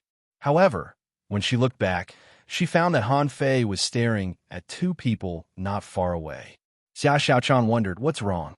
Han Fei slowly spat out a mouthful of bubbles, narrowed his eyes slightly, and suddenly a smile appeared on the corner of his mouth. "Old Tang, we've finally run into each other. Second update. Please vote." End of this chapter. Chapter 449. Han Fei had guessed whether Tengu would also come to the level 3 fishery to gain experience. However, he didn't expect that they would meet in this way under such circumstances. At this time, although Tengu was only a 15-year-old boy, he was 8 meters tall. His once young and tender face was now a little more square, with a hint of fortitude. Han Fei couldn't help but wonder if this guy's food was too good. From the looks of it, it was a body of muscles. Although he hadn't developed into a bodybuilder's pectoral muscles, he didn't look like a 15-year-old boy at all. Beside Tengu was a girl of the same age. The girl had a little baby fat, but her eyes were calm at this moment. At this moment, She was adding a set of spiritual clothes to Tengu and herself, and, at the same time, she stepped on a speed array. She was actually a spirit gatherer. Besides, according to Han Fei's judgment, judging from the proficiency of this girl who had just stepped on a speed array, her attainments in arrays seemed to be better than his. After all, he couldn't step on a speed array with one foot. Tengu, holding a halberd taller than a man and wearing a gilded battle suit, was watching this scene coldly. Chao Chiu, why did you make things difficult for your classmate? When Chao Chiu saw Tengu, he shrank his head. I didn't make things difficult for them. It was those 5 bastards who chased me and tried to rob my sea-swallowing seashell. Only then did we resist. Chao Chiu tried hard to straighten his chest, showing a matter-of-fact look. However, in Han Fei's opinion, he was clearly scared, wasn't he?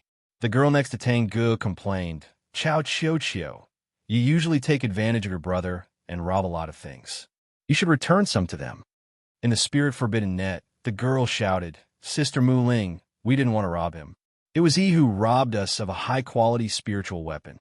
Next to her, a boy echoed, yes, we just borrowed some resources from him. When we get to the sect, we will definitely borrow some from him. Chao Chiu immediately put his hands on his waist and said to the boy in the spirit forbidden net, who told you to hit me? If you didn't hit me, how could I rob your spiritual weapon? I don't care about a high-quality spiritual weapon. I can give it back to you. With that, Chao Chiu threw out an ancient sword. However, before the ancient sword flew 10 meters away, a fishing hook extended over.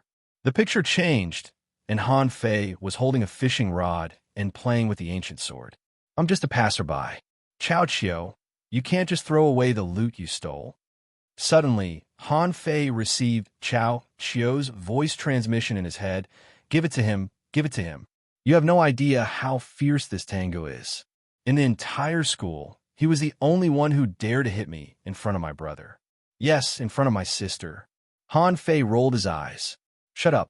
You're embarrassing yourself. Tengu looked at Han Fei. For some reason, he felt that Han Fei looked familiar. But judging from their disguises, one was a ferocious ghost, and the other a ghost. They were obviously not good people. Instantly, his expression became even colder. Tengu said coldly, put it down and get lost. Han Fei was still smiling, but Xia Xiaochan was not afraid of trouble. Her eyes were also cold. Say it again. Tengu repeated expressionlessly, get lost. I'll stab you to death. Xia Xiaochan was furious. She couldn't stand Tang Ji's expression. She was about to attack, but Han Fei pulled her back. Han Fei secretly said to her, don't be angry. Don't be angry. He's one of us. Xia Xiaochan was stunned. Huh? What do you mean by one of us? I've never seen him. Is he Zhang Xuanyu? Yes, Quan can't be so tall and thin. But Zhang Xuanyu is not so strong. Han Fei spoke to Xia Xiaochan telepathically for a while, and Xia Xiaochan's expression changed several times. She looked at Han Fei in disbelief. Why can't I tell that you are brothers? Han Fei smiled and said, what if I don't put it down? Tengu raised the halberd with one hand and said indifferently, die. Just when Han Fei was about to say something, he saw another figure dashing over. He took a closer look. Who else could it be but Wang Zitian? Wang Zitian's attention was not on the 5 people tied up by Han Fei, but on Tengu, and at the same time, a strong fighting spirit burst out from him. Humph, Tengu said coldly. One is Chao Chiu, one is 2 swords, and 2 are unorthodox. Is there anyone else? Call them out together. Han Fei was speechless. Tengu was a bit arrogant now. Xia Xiaochan and I are so awesome, but he thinks we are unorthodox? Xia Xiaochan also said, your brother seems a bit arrogant? Han Fei responded awkwardly, ha, arrogant? He must be pretending. Xia Xiaochan looked at Han Fei strangely. Are you sure? Han Fei took 2 steps forward and said, Chao Chiu, Wang Zitian, you can go to the next floor. Hey, Tengu, do you want to fight one-on-one? Everyone. Chao Chiu said, are you crazy? This guy is the same as my brother. Do you want to fight one-on-one with him? Wang Zitian also said, idiot, do you want to die? The few people trapped in the spirit forbidden net widened their eyes in disbelief. Is there something wrong with this person's brain? Puff. Fan Datong, right? If you want to fight one-on-one with Tengu, you will be defeated even if there are two more of you. The girl who was pulled by Han Fei said angrily, "You are dead. Tengu will definitely beat your hat crooked." Han Fei pointed at the girl with a kitchen knife and said, "Shut up. Believe it or not, I will beat your mouth crooked first." The girl's momentum stagnated. Thinking of Han Fei's fierce look just now, she couldn't help but snort. Han Fei said, "Hey, I'll give you a chance. If you win, these people will belong to you. If you lose, give me your sea-swallowing seashell." Mu Ling, who was standing next to Tengu, couldn't help glancing at Tengu next to her and then at Han Fei. She couldn't help but deactivate the speed array and stood aside with interest. Then she said to Chao Chio, "Chio, if your sister finds out that you cheated your classmates again, she will definitely punish you." Chao Chio pouted and said, "I didn't cheat my classmates. They cheated me." Seeing the two of them chatting next to each other, Tengu responded lightly, "Okay." Han Fei pouted, "Let's go. Find a place where there is no one." However, Tengu didn't move. Right here, Han Fei's heart trembled. Tengu should be afraid that something would happen here after he left. If it were him, he would probably have the same concern. Han Fei smiled and said, "Okay, then let's do it here." This time, Han Fei put away the blood-drinking knife and the whetstone. In the next second, the spiritual energy under Han Fei's feet burst out, and his figure shot out like a sharp arrow. His speed was so fast and fierce that Xia Xiaochan was stunned. However, Xia Xiaochan knew what he was going to do just now. Han Fei was taking this battle very seriously. In fact, Han Fei couldn't help but be a little curious in his heart. How much has Tengu grown now? At the moment when Han Fei jumped out, the seawater where he had been standing directly burst open and bubbles rolled. Wang Zitian was slightly surprised. What a strong force. Tengu just frowned slightly and then waved the halberd with one hand. 3 halos on his arm were pushed to the halberd with great force. Clang, the seawater directly exploded, and the rod and halberd collided, directly colliding into a huge water ball and exploding in all directions. The power of this one strike directly set off layers of waves stacked on top of one another. Except for the people in the 6-gate formation, the others were forced to retreat more than 100 meters away. Mu Ling exclaimed, "Huh? This guy in black clothes is so strong." Tengu took half a step back and slightly bent his feet. Han Fei also took half a step back, really horrified. He always felt that his growth was already terrifying enough. Who knew that Tengu was not weaker than him at all? Even when he used the embroidery needle, they were only evenly matched in strength. Xia Xiaochan stood on the side holding the rod, tilting her little head, and didn't look surprised at all. When Chao Chio saw this scene, he immediately straightened his back. "Humph, of course. Don't you know who found these allies?" Mu Ling rolled her eyes at him. "You think you can? Don't tell me you can lead them to the 200th floor?" Chao Chio retorted, "Why not?" They were still watching the battle. Han Fei and Tengu were already locked in a fierce battle. Maybe the news outside said that Han Fei was good at using the million knife art, the 9-star chain, the water-dividing seal, etc. But only Xia Xiaochan knew that at the very beginning, Han Fei had always been a pure soul warrior. In a chaotic battle, he was even more outstanding. At this moment, Han Fei fully activated the shadow swimming art, and the speed of his rod was getting faster and faster. Because of the fierce force, every time the embroidery needle collided with the halberd, a water vortex would burst out. The long rod in Han Fei's hand was like a spear, and he didn't need any help to launch the spiral strike. At this moment, with one stab, he broke through 3 layers of water barriers. Tang Ji's fighting technique was very powerful, and circles of power halos gushed out from the halberd one after another, like countless circles superimposed on the halberd. After 100 moves, Tengu put his other hand on the halberd, which made Han Fei's eyes narrow. "Oh my, is it finally going to be real?" Chao Chio immediately said to Han Fei, "Be careful. This is the strongest halberd technique of the Heavenly Sword sect. With 3 halberds, you can kill dragons and snakes. Don't resist it head-on." The author said The surprise I'm talking about is not adding more chapters, but Tang Ge has appeared. When the time comes, I will add chapters. Well, end of this chapter. Chapter 450. Reminded by Chao Qiu, Han Fei didn't dare to be careless. He channeled 2/3 of his spiritual energy into the embroidery needle and waved the long rod, as if it was flying. Rumble. Han Fei felt that he had smashed into a meteorite falling from the sky. Whether in speed or strength, it was not weaker than him at all. Han Fei was swept 70 or 80 meters away by the halberd, and his hand was torn. Chao Qiu said in surprise, "I caught it. I caught it." Wang Zetian was lost in thought. How could he catch it? How strong was Han Fei's physique? Hiss. For Han Fei, this result was beyond his expectation. His blow, which contained nearly 70% of his spiritual energy, was completely suppressed. The best halberd technique? TSK. The big sects are really different. I'm afraid you can't find a combat skill of this level in the library of the Thug Academy. A hint of interest flashed in Tang Ji's eyes. Not bad. You are very strong in both strength and speed. Han Fei shook his arms and chuckled. You're not bad either. Tang Ji's face changed slightly, and dozens of red, flowing lines spread out on his arms. Then use all your strength. Let's see if you're qualified to keep the people of my heavenly sword sect here. Seeing that Han Fei's physique was abnormally strong, Tang Ge didn't seem to want to fight anymore. After all, if he couldn't completely defeat Han Fei with 3 halberds, he would be exhausted. In this case, he decided to use his strongest move directly. Dragon Soul Overlord Body. Beside Tang Ge, waves surged like a roll. Behind the layers of seawater, there seemed to be a huge phantom of an azure dragon emerging, and Tang Ji's muscles also swelled up. The momentum gave Han Fei the feeling that he had directly surpassed the level of a peak-level dangling fisher and was about to reach the level of a hanging fisher. Han Fei's face changed slightly.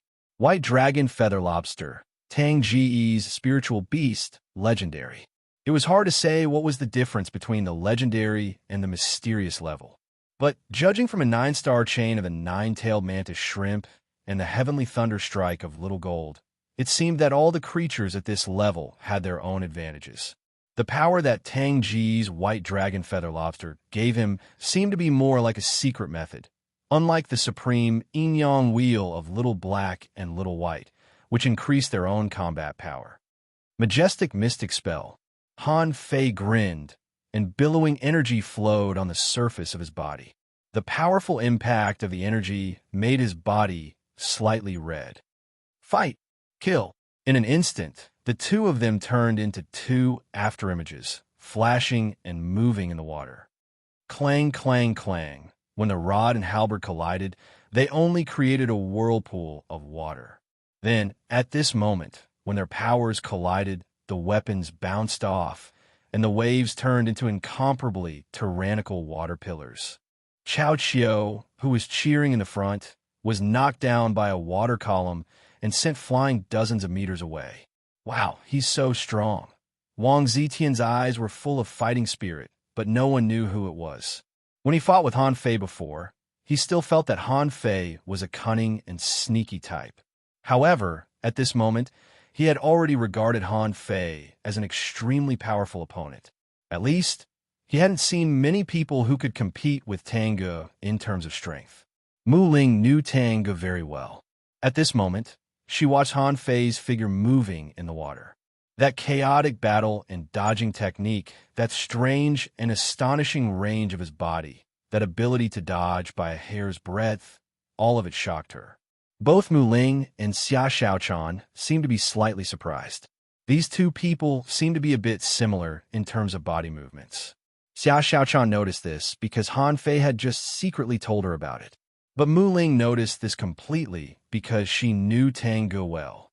On the contrary, in the 6-gate formation and the spirit forbidden net, the 5 people widened their eyes in shock. Gulp! Someone gritted his teeth. This person tied with Tang Ji's dragon soul, overlord body? The little girl was dumbfounded. How is it possible? In the battle, Tang Ge felt that something was wrong. Han Fei's body movement was even more flexible than his.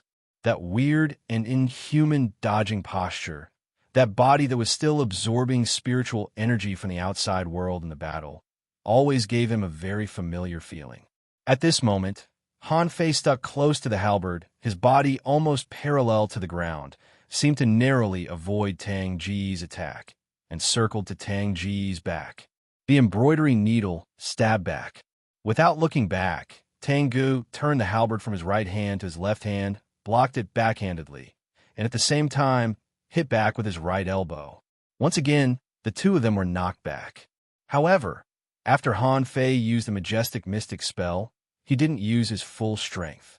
According to his calculation, Tang Ji's dragon soul overlord body directly pushed his strength more than twice, less than 3 times. Tang Gu frowned slightly. You seem to be holding back. Han Fei grinned. Why do you think so? Tang Ji's face was still cold.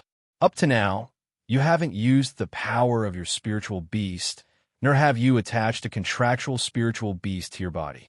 Han Fei asked, didn't you use it too? Tang Gu shook his head. I used the power of my spiritual beast, and you seem to have used some kind of secret method. If we continue to fight, my strength will disappear in a moment, and you... Secret methods can't be endless. The energy in your body seems to be consumed violently. I don't think you can hold on for long. Han Fei smiled and suddenly said in a one-way voice transmission, not bad. It seems that you haven't stayed in the Thousand-Star City for nothing in the past 2 years. Both your strength and eyesight have improved a lot. What? I've used the incomplete monograph on 108 ways of body polishing for so long. Don't you feel it? Han Fei. Tang Ji's eyes widened and the water around him surged. His eyes were full of disbelief. Han Fei hurriedly said to him, don't get excited. Don't expose yourself. I'm now disguised as Fan Da Tong, and I'm playing a heinous bad guy. Let the people of your sect go out first. Tang Gu thought of something. Although he was extremely excited, he still suppressed this mood. He had wanted to find an opportunity to go to the Heavenly Water Village more than once. However, since he entered the Thousand-Star City, he had been in various trials. This time he came to the Level 3 fishery. He planned to find a dragon boat and go to the Heavenly Water Village after leaving the steps into the sea. However, he didn't expect to meet Han Fei here, on the 198th floor of the steps into the sea. Besides, after the battle just now, he found that Han Fei's strength was so terrifying. Even with the Dragon Soul Overlord body, he couldn't defeat Han Fei. Han Fei suddenly smiled and said, hey, you're strong, but if you keep fighting like this, you'll only have a 50% chance of winning. I'll let your people go, but they have to leave the steps into the sea. Tang Gu pretended to be silent for a few seconds.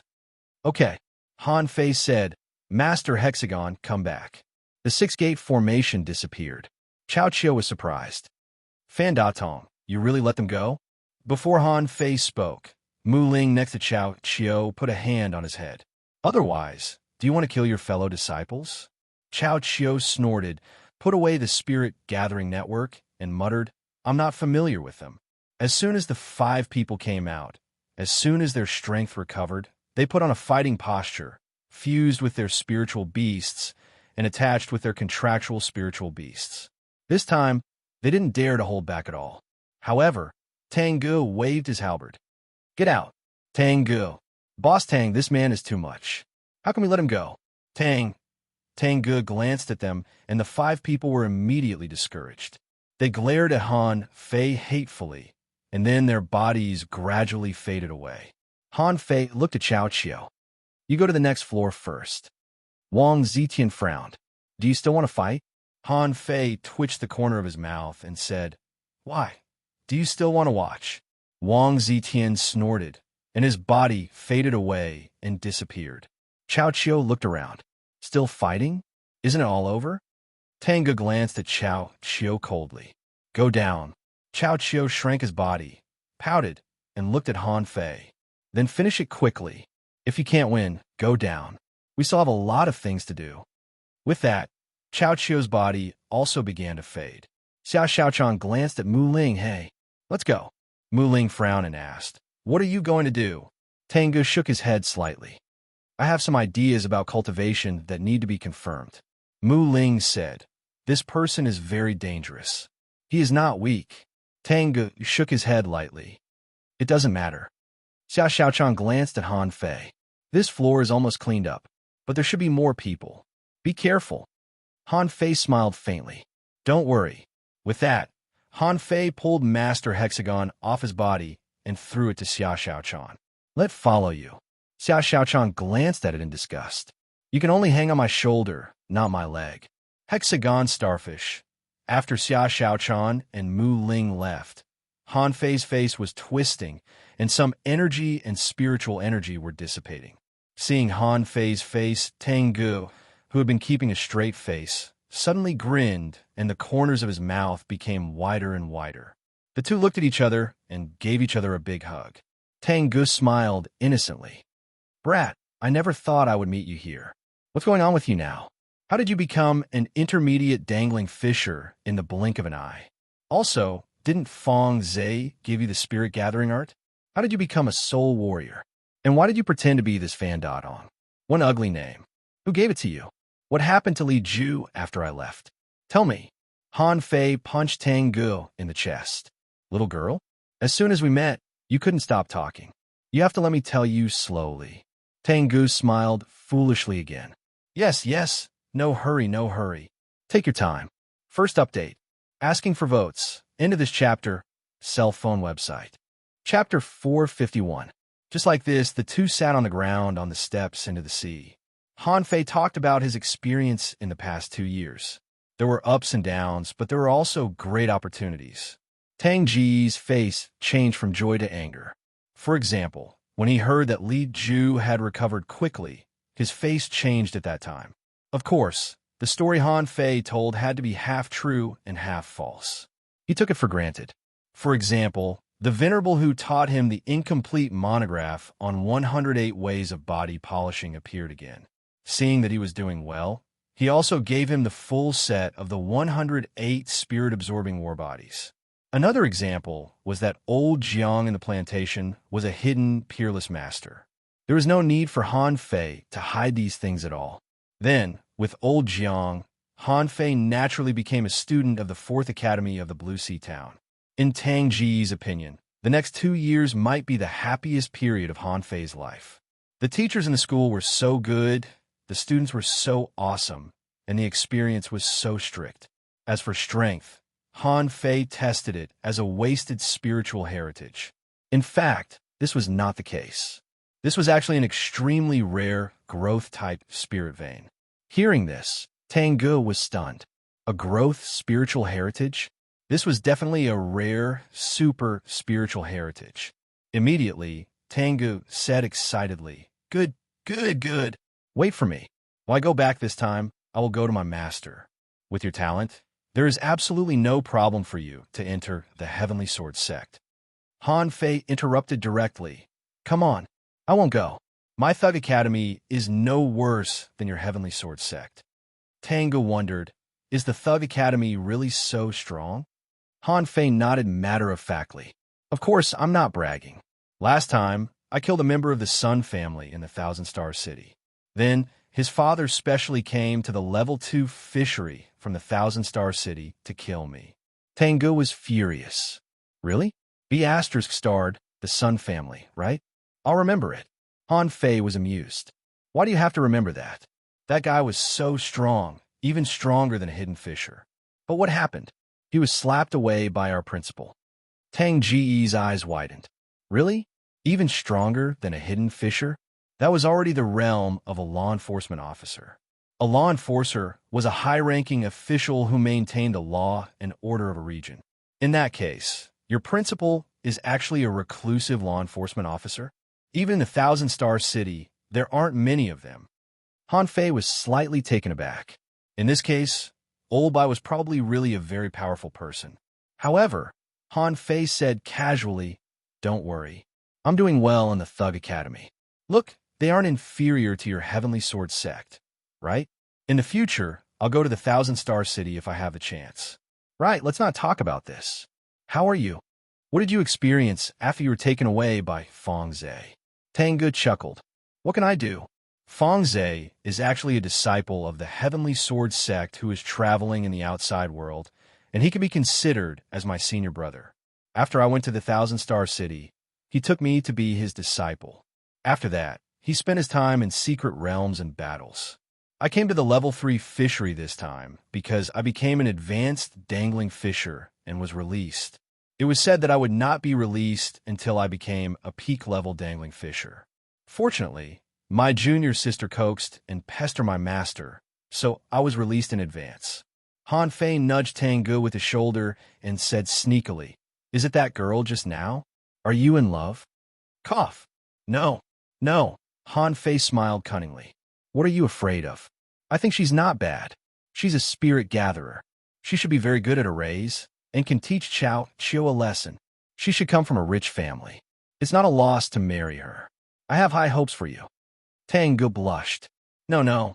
Ling is just my junior sister. Han Fei patted Tang Ji's shoulder with one hand. TSK. Linger, look how intimate you are. It seems that this matter is settled. A man has to find a girlfriend. Tengu shrugged awkwardly. By the way, the one in white just now, Han Fei grinned. My little wife. It's not that I'm bragging, but I teach her a lesson every day. She's so obedient now. Tengu. Then just now, you seem to be pulled by the ear. Han Fei blushed slightly. Cough. You don't understand. This is called fun. When your relationship with Miss Ling goes further, you will understand. Well, do you want me to teach you some of my experience? Let me tell you. Blah, blah. More than an hour later, Han Fei and Tang Gu still felt the same as when they were in the Heavenly Water Village, and they didn't feel estranged at all. This was also because of their strength. The two bragged for a long time, and Tang Gu smiled in surprise. Han Fei, you seem to have changed a lot and become more cheerful. Han Fei smiled slightly. Of course, since I know that my spiritual heritage is a growth spiritual heritage, of course I don't feel any pressure anymore. Let's stop talking about this. Are there many people from your Heavenly Sword sect on the 199th floor? Tengu was taken aback. Not too many. This time, there are not many people from the Heavenly Sword sect. There are some on the next floor, but victory and defeat are common in battles in the fishery. However, you'd better not kill them, or there will be many unknown consequences. Han Fei nodded lightly. I see. Don't worry. I know what I'm doing. Tang Gu changed the topic at this moment. So, the Sun family has actually been hunting you. Han Fei nodded. Yes, I was a little defeated before. However, after the sea grassland, it won't be so easy for them to kill me again. Tengu nodded slightly. Some time ago, I saw Sun Mu and the others go to the lower floor. At this moment, they should be on the 200th or 201st floor. Let's go. If they dare to hurt my brother, I will go with you to deal with them.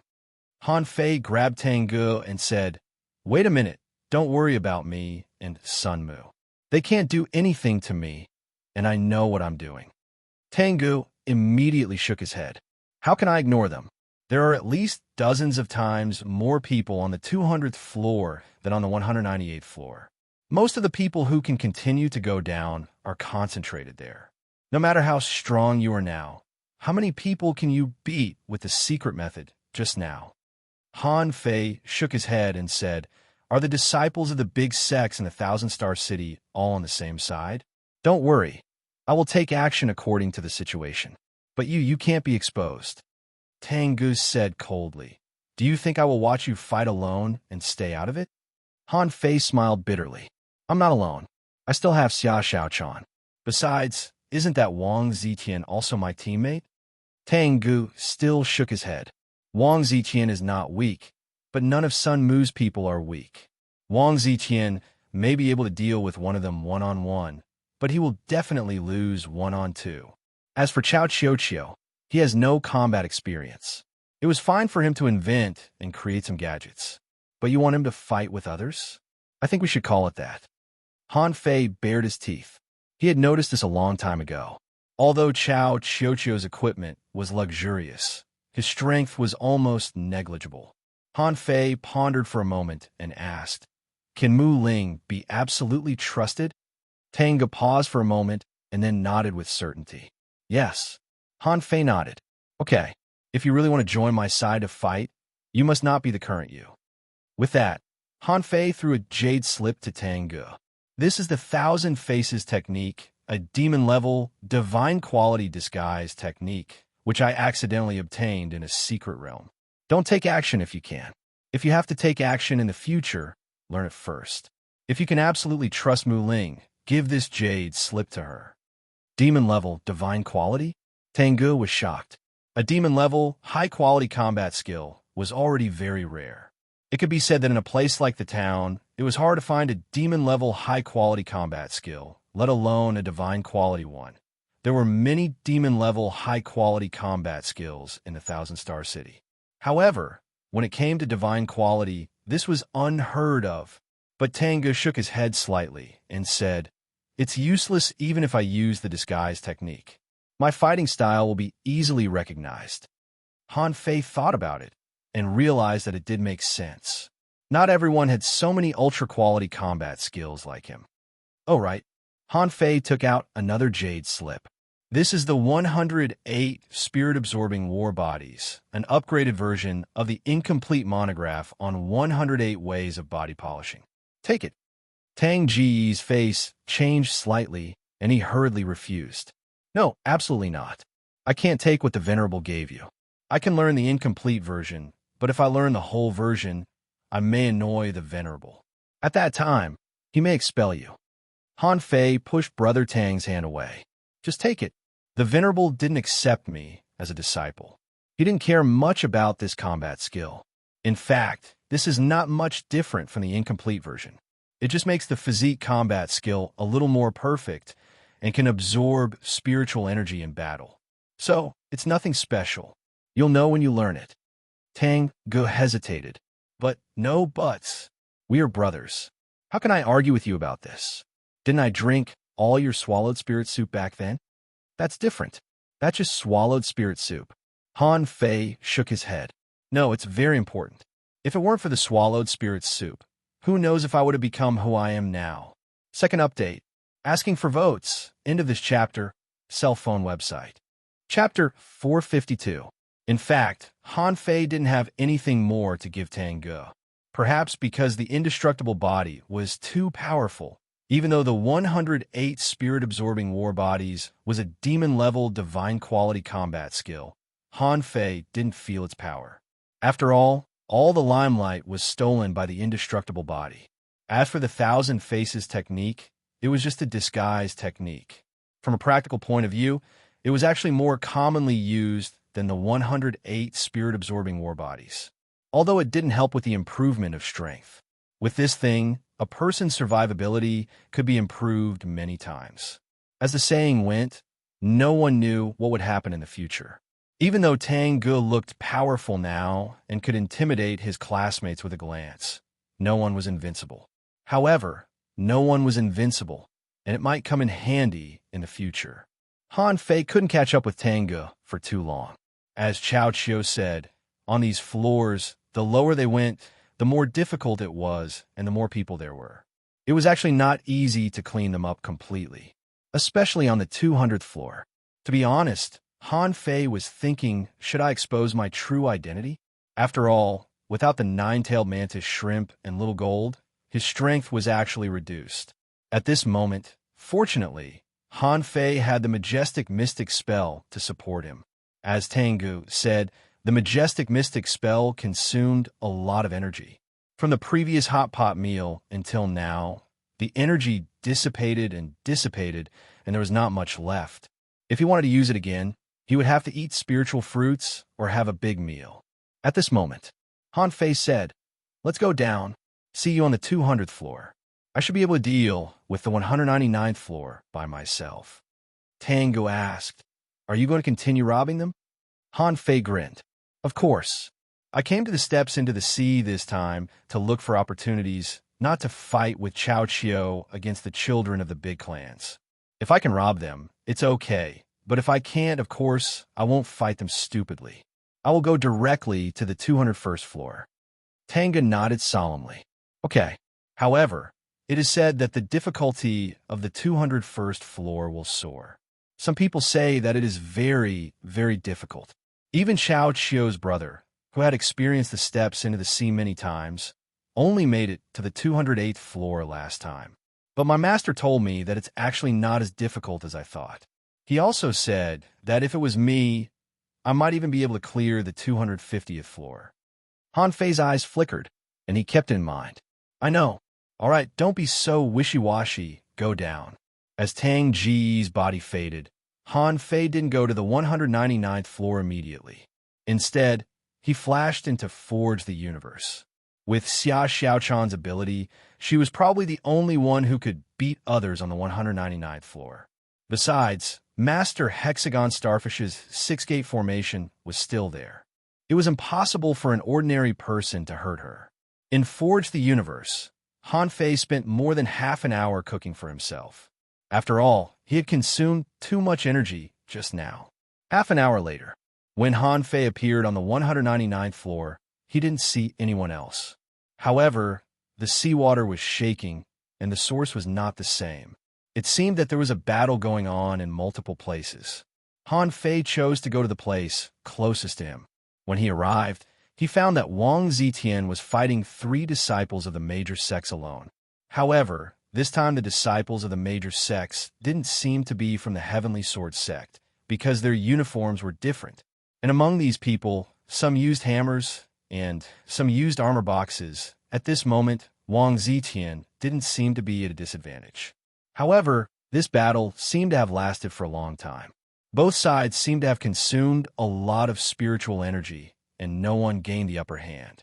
Seeing that Han Fei had arrived, Wang Zitian breathed a sigh of relief. Help me. When the 3 people on the opposite side saw that Wang Zitian and Han Fei knew each other, their faces changed slightly. Retreat. However, neither Wang Zitian nor Han Fei would give them a chance to retreat. Wang Zitian brandished his sword, and the sword chi swirled around him. Han Fei took the opportunity to attack. The embroidery needle slashed the seawater backward, and spiritual energy burst out. The 3 of them were in a stalemate. At this moment, Han Fei, who was even more powerful than Wang Zitian, joined the battle. In less than 2 minutes, he was knocked to the ground by Han Fei. Han Fei held the whetstone in his left hand and the embroidery needle in his right hand, shouting, I'm here to rob you, not to kill you. Hand over your sea, swallowing seashells. Hearing Han Fei's words, Wang Zitian couldn't help but glance to the side, thinking to himself, this man is so shameless. Why does he look like he's proud of himself for robbing others? Wang Zitian, and this guy in black, will remember you. Han Fei smiled faintly. Please remember me. I really hope to rob you again. Wang Zitian put away his sword and looked at Han Fei. Who won? What Wang Zitian cared about was the battle between Han Fei and Tang Ge. Of course, he didn't know that Han Fei and Tang Ge were brothers, and they were just catching up. So this guy was still full of expectations.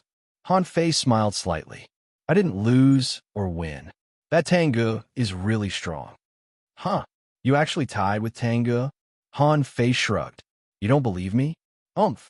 Wang Zitian snorted. I'm going to find Xiao Qiu. With that, Wang Zitian slipped away. To tell the truth, it was not that he didn't believe it, but he was already shocked. Those who hadn't fought with Tang Ge didn't know how terrifying that guy was. Once he had a good time, he could even go berserk. At his peak, he couldn't even catch a single halberd strike from him. His strength could be imagined. But at this moment, this temporary comrade actually tied with Tang Ge. What did this mean? This guy hid his strength too well. It was definitely more than what he had shown now. Wang Zitian left, and Han Fei naturally wouldn't stay either. He immediately swam to the next battlefield. However, this time, Han Fei still didn't see Xia Xiaochan. This seemed to be a battle between the disciples of 2 major sections. In total, there were a total of 9 people fighting. One side had 5 people, and the other side had 4 people. Since everyone's strength was about the same, the side with 5 people obviously had an advantage. And on the side of 4 people, 3 people had been injured and were just struggling at this moment. When Han Fei arrived, the 4 people immediately shouted, Brother, help us fight. If we win, their sea-swallowing seashells will belong to you. And on the side of the 5 people, someone said, "Brother, don't make a mistake." Han Fei smiled faintly. "Make a mistake? Ha! Hey, let me help you." As soon as Han Fei took action, he slashed down with a brick. The blood-drinking knife emitted a cold knife light, and the first slash injured a person and broke the person's high-quality spiritual weapon. The 5 people's faces changed drastically. "Asshole, which sect are you from?" Han Fei said, "I am from the chief disciple of the sect you've never thought of.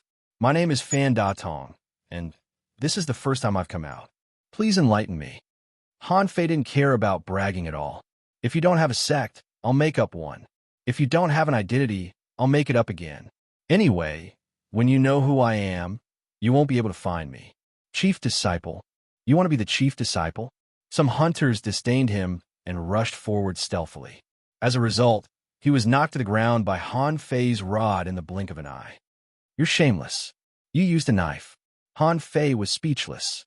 "Are you stupid? I use both knives and sticks, but do I need to tell you? Are you out of your mind?" Seeing that Han Fei had injured one and killed one, the 4 people who were at a disadvantage immediately fought back. After half an hour, the 5 people were all knocked to the ground, and they reluctantly handed over their swallowing seashells.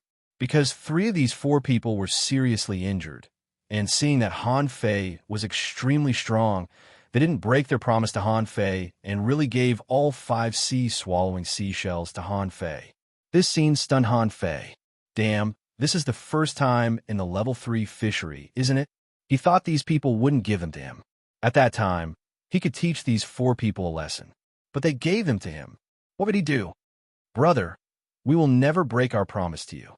Han Fei silently took the swallowing seashells, suddenly raised his head, and looked at these people.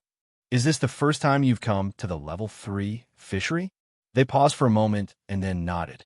"Yes, it's the first time I left the sect, and I came directly to the steps into the sea." "Didn't you?"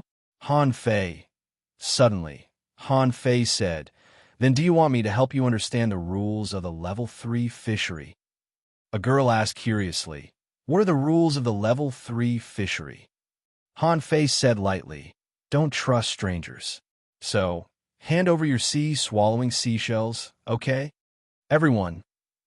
After a while, the 4 people lay on the ground. The girl shouted in grief and indignation, "You're shameless." Han Fei tilted his head. "How can I be shameless? Learn from your mistakes. I'm teaching you. Don't kill me. I am the black ghost of the black and white ghosts, and my name is Fan Da Tong. You will thank me in the future, because others won't spare your lives." Chapter 453. Less than an hour after entering the 199th floor, Han Fei got 12 swallowing seashells. He had to admit that the people from the big sects were really of different levels. Since the 197th floor, the swallowing seashells that Han Fei got in the worst condition could be sacrificed twice on the 199th floor. Among the 12 swallowing seashells that he got just now, Han Fei actually found 3 soul crystals. Han Fei immediately absorbed them, and after a few minutes, all 3 soul crystals disappeared. When Han Fei opened his eyes, the look in his eyes was very strange. He remembered the 8th, 9th, and 10th pieces of the God-scaring painting. However, this time, Han Fei found that his perception range didn't increase at all. Suddenly, Han Fei felt that he seemed to have discovered a big secret. He felt that if he continued to absorb soul crystals, he might be different from others. Others relied on soul crystals to improve their perception range, but he was different. He cultivated with the God-scaring painting. Unfortunately, Han Fei had no soul crystals in his hands, so he couldn't confirm his conjecture, so he could only continue to rob. After half an hour, Han Fei found another battlefield. This time, it was not people fighting against people, but people fighting against the summoned sea creatures. After robbing, Han Fei didn't find any soul crystals, so he continued to rush to the next battlefield. After sweeping through 5 or 6 people in a row, Han Fei didn't see Xia Xiaochan or Tango. However, he managed to snatch another soul crystal. This time, Han Fei sat on the ground and immediately absorbed the soul crystal. However, The problem this time didn't become simple. In his mind, the God-scaring painting was still complicated, full of lines, and beautiful. However, when Han Fei tried to remember the 11th small picture, the sense of clarity only existed for a short while. When the soul crystals were consumed, he had no impression of the 11th small picture at all, and his mind was in a blur. I didn't remember the picture, but why hasn't my perception range increased at all? Han Fei frowned. It shouldn't be like this. As Chao Qiu said, after reaching 500 meters, he needed 10 times the number of soul crystals to expand his perception range by another 50 meters. Even if that's true, I should be able to expand by 5 meters after using a soul crystal, right? But no, not even 0.01 meters. On the contrary, Han Fei seemed to have hit a bottleneck. Could it be that soul energy is also divided into different realms? Without the soul crystals, Han Fei couldn't speculate. He was about to continue robbing when he saw Xia Xiaochan swimming over with Chao Qiu. Han Fei looked at Chao Qiu in shock and asked in surprise, What's wrong? Xia Xiaochan snorted. What can I do? This guy was completely useless. I couldn't beat them in the front, and I couldn't handle them alone, so I ran away with him. Han Fei couldn't help but smile. I can't beat them. Are there many people ahead? Xia Xiaochan nodded. 12. There are suddenly a lot more people on this floor. Those 12 people seem to have come from the same place. I can't beat him alone. This guy's like a turtle shell. He won't budge. Chao Qiu complained. I can't beat them either. I told you to run. Xia Xiaochan glared at Chao Qiu angrily. Run. All you know is to run. Since I first met you, you have been running away. You haven't had a serious fight. Chao Qiu stretched his neck and said, I can't beat them, and they can't break my defense. I have to save my ultimate skill for the 200th floor. If I use it now, I won't have any more ultimate skills. Han Fei chuckled. Do you still have any ultimate skills? Chao Qiu nodded. Of course. Although I am a little weaker than you in battle, you don't have to rely on brute force to beat people. Han Fei was speechless. Are you going to blow up the 200th floor? Chao Qiu rolled his eyes. How is that possible? How can I do that kind of uncreative thing? I do want to blow it up, but how can I blow up such a big place? Han Fei's face darkened. Fine, I don't care what ultimate skills you have, but there are 12 people. It seems that I still have to use the majestic mystic spell. Han Fei felt that he'd better keep his energy. On the bottom of the sea, there might not be so many opportunities to cook. Han Fei looked at Xia Xiaochan. Do you still want more spiritual fruits? Xia Xiaochan shook her head. No, I have enough. Chao Qiu said excitedly. Are we going back now? Han Fei glanced at Chao Qiu contemptuously. Go back. There are 12 people on the other side, and they're not ordinary. Which one of them is not stronger than an ordinary peak-level dangling fisher? Why you want us to go alone? Chao Qiu's mouth trembled. Of course. You can even tie with Tang Ge. What's the big deal about fighting 12 people? You know, guys at my brother's level and Tang Ji's level have all fought against 100 people alone. No, wait a minute, Han Fei swallowed. What did you say? Xia Xiaochan also didn't believe it. How is it possible to fight 100 people alone? No matter how strong he is, can he challenge 100 strong people of the same level? Chao Qiu raised his head and said, not the same level, but a higher level. Impossible. Han Fei and Xia Xiaochan were stunned. A higher level challenge and 100 people alone? Are you king kidding me? Chao Qiu put his hands behind his back. Why is it impossible? They have done it. It was to throw them into a secret realm with a circumference of at most 1,000 miles and have 100 people surround and hunt one person. So far, 101 people have completed it in the past 100 years. The 100th is my brother, and the 101st is Tang Ge. What do you think? Han Fei and Xia Xiaochan breathed a sigh of relief at the same time. Xia Xiaochan rolled her eyes. Next time you speak, make it clear to me. I thought it was a one-on-one fight. I was scared to death. Han Fei shook his head slightly. It's not that simple. Don't forget, it's 100 people hunting one person. Maybe the people hunting will be separated, but they will definitely be in groups of 3 or 5, or even more. Chao Qiu nodded. Yes, yes, but it's still very powerful. I think you could do it too, because there are two of you. Han Fei, Xia Xiaochan. Xia Xiaochan couldn't help but show a trace of hope and looked at Han Fei. Why don't we have a try? Han Fei rolled his eyes. Try what? Let me tell you a truth today. If you can fight one-on-one, don't fight as a group. If you can fight as a group, don't fight one-on-one. Xia Xiaochan asked. But can't Brother Tang and the others do it? Han Fei was speechless. Just because they can do it doesn't mean they have to do it. It's a trial. Of course they can do it. We're not in a trial now. If we're going to be beaten to death, Old Bai won't show up as soon as a rock is crushed. Han Fei kicked Chao Qiu's butt. Go be the bait. Lure a few people over first. Huh? Han Fei smiled. Do you think I'll trick you? After Han Fei explained the strategy, Chao Qiu also understood it. However, he was still a little scared. In the end, he was kicked away by Han Fei. In fact, Chao Qiu didn't need to be the bait at all. Xia Xiaochan and Chao Qiu were chased by the other party. It was just that Xia Xiaochan ran fast and got rid of the other party. Therefore, as soon as Chao Qiu showed up, those people rushed over. Seeing this, Chao Qiu hurriedly ran away, and while running, he said, Hey, it's me. I'm Chao Qiu. Why are you chasing me? We're chasing you. Chao Qiu ran away. I didn't offend you. Why are you chasing me? Someone said angrily, You are an accomplice.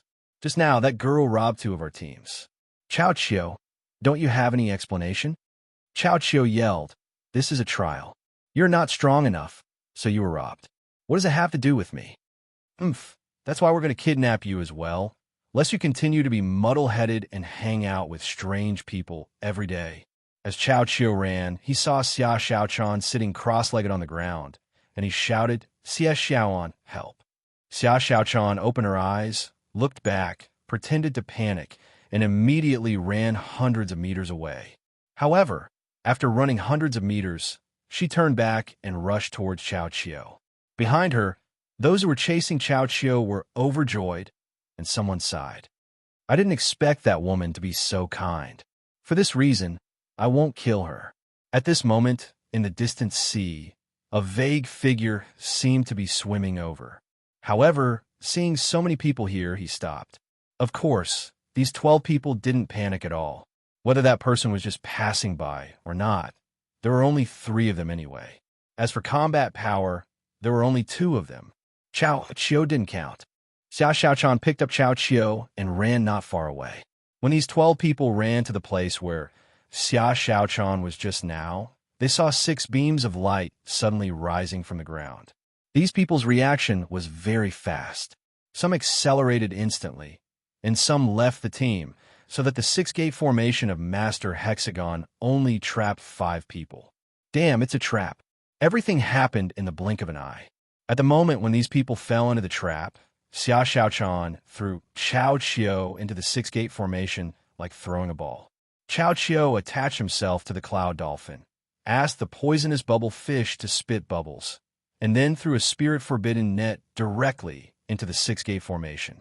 On the other side, at the moment when the 6-gate formation rose, Han Fei had already sped up and rushed over. Xia Xiaochan smiled slyly. A bunch of idiots, take this. Chapter 454. Han Fei was not far away from here. When he arrived, Xia Xiaochan had already rushed up to him.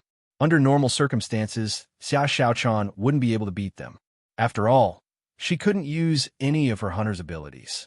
It was a bit difficult for her to pretend to be a soul warrior.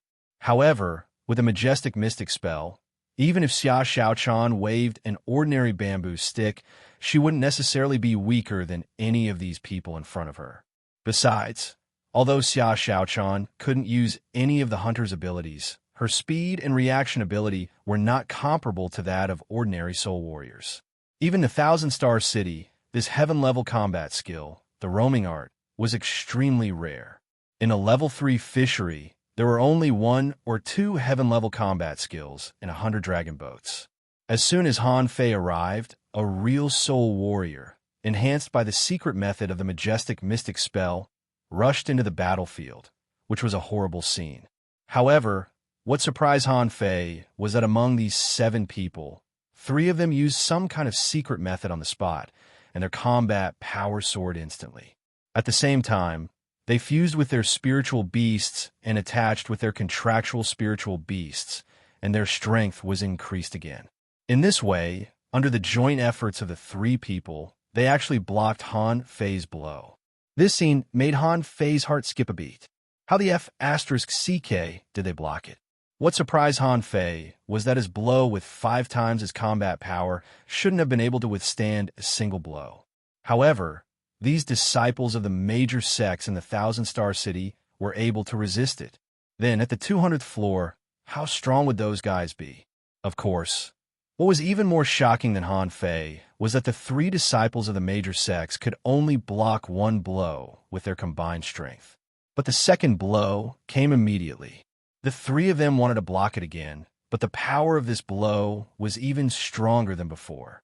BM, the 3 of them were directly smashed to the ground, bleeding, their internal organs damaged, and they all vomited a mouthful of blood. Of the other 4 people, 2 were entangled by Xia Xiaochan. At this moment, they were being suppressed and had no power to fight back at all. Seeing this scene, the other 2 actually took out a talisman. The first lifeless gate. In front of the 2 of them, a void gate suddenly fell from the sky and landed abruptly, blocking Han Fei's way. Cao Qiu immediately said via voice transmission, "This is the special skill of the Death Door sect of the Thousand-Star City. Its defense is so strong that even my brother and Tang Ge can't break it."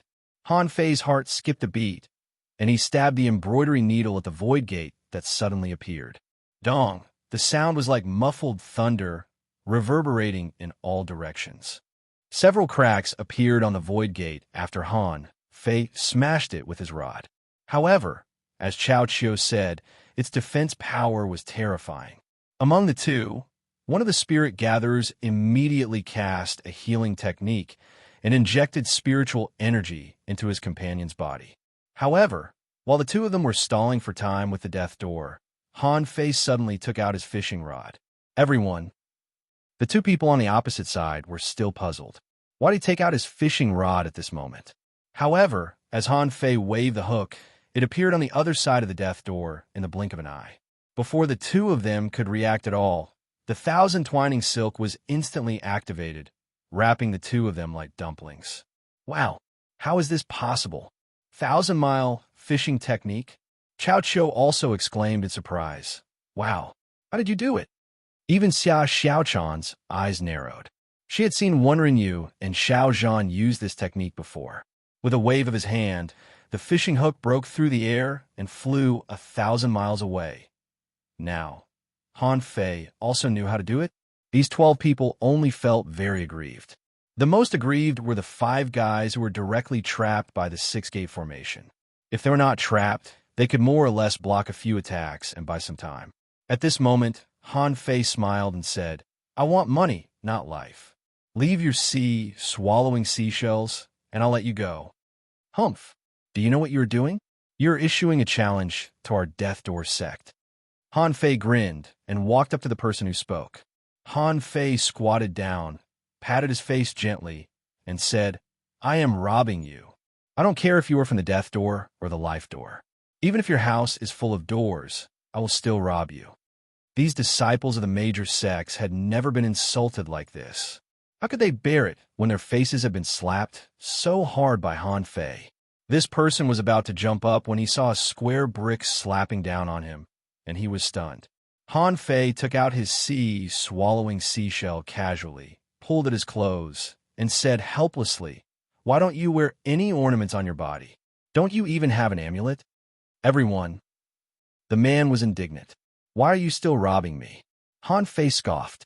"Give them to me. If you don't give them to me, I will." As he spoke, 2 little girls immediately covered their chests. Han Fei said with a black face, "Xia Xiaochan, you rob the women's."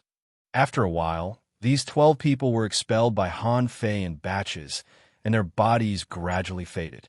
Cao Qiu was excited watching from the side. So strong. With such a big shot, it wouldn't be a problem to pass the 199th floor and even the 200th floor. Before leaving, a guy looked at Cao Qiu and said, "Cao Qiu, when we go back this time, I will definitely get even with you." Chao Qiu disdainfully said. If you have the ability, go find Chao Tian. It has nothing to do with me. Han Fei really envied Chao Qiu's attitude.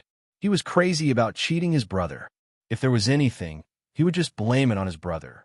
He really didn't know how Chao Qiu survived to this age, and he had actually become an advanced dangling fisher. On this side, Han Fei had just collected the sea-swallowing seashells of these 12 people and sent them out. He hadn't had time to check their sea-swallowing seashells yet. The water rippled, and another group of people came. Han Fei was stunned. Why are there so many people? There are a lot of people on this floor. I'm afraid there are nearly 30 people who have been expelled by us. The hexagon starfish suddenly complained. Starfish, it's so difficult. The six-gate formation consumes a lot of spiritual energy, and there are people coming from 3 directions. 3 directions? Han Fei turned his head and saw that there were already figures appearing in the sea. There seemed to be only 1 person in one direction, 2 people in another direction, and 7 or 8 people in another direction. Chao Qiu immediately shouted, "Run! We are going to be surrounded." Xia Xiaochan waved the stick in her hand. Fortunately, there are only a dozen people. Han Fei wondered, is that 2 swords? 2 swords? Chao Qiu immediately looked at the lone figure, and after looking at it for a while, he said in surprise, yes, that is 2 swords. I can still fight. Han Fei despised him. Damn it, you can't fight. Chao Qiu nodded. You can fight. On this side, after feeling the fierce battle here, just now, 2 swords knew that the people who could cause such violent fluctuations here were either disciples of some major sect who had a big battle, Tengu, or Han Fei. And according to his judgment, there was no one fighting as soon as they came in except Han Fei. Sure enough, as he expected, he saw Han Fei, Xia Xiaochan, and Chao Qiu standing in the water from a distance. Of course, he also noticed the arrival of other people. However, he didn't care. Although they only had 3 people on their side, they weren't weak. However, when 2 swords swam closer, he saw that it was Tengu and Mu Ling on the other side, and he suddenly felt as if he had swallowed a sea urchin. It was so uncomfortable. Han Fei was also a little surprised. Tengu is here. There were so many people here, so Han Fei and Tengu couldn't show anything. However, the expressions of Xia Xiaochan and Mu Ling became strange. Xia Xiaochan said to him via voice transmission, "Is this guy really your brother? He fought 100 people alone." Han Fei responded, "Of course." Mu Ling also asked at the moment, "Is that person really your brother? Is he really as strong as you say?" Tengu nodded. "Of course. He will only be stronger than I imagined. Don't forget, he is hiding his identity now, so he can't use his spiritual beasts and contractual spiritual beasts." On the other side, there were a total of 8 people. However, these 8 people were not wearing the uniforms of the Death Door sect, nor the uniforms of the Heavenly Sword sect, but seemed to be from another sect. Chao Qiu said, "They are from the Sea Cloud Tower." Han Fei was speechless. Wait, how many sects are there in the Thousand-Star City? Why are they coming wave after wave? Is there no end to it? Chao Qiu said, "There are more. There are 7 major sections.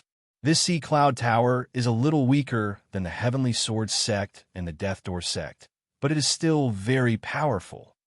Chapter 455. 2 swords walked into Han Fei's team without scruples. Thus, the scene turned into 3 parties. The leading young armorist of the Sea Cloud Tower frowned at this moment. The situation was beyond his expectations. Who knew that so many people would come all of a sudden? On one side, there was the little fatty of the Chao family and 2 swords, and on the other side, there was Tengu, and judging from their black and white clothes, they didn't look like ordinary people at all.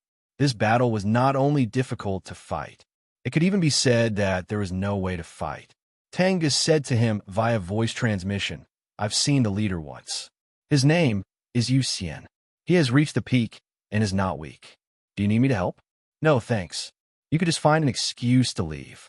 I can handle 8 of them."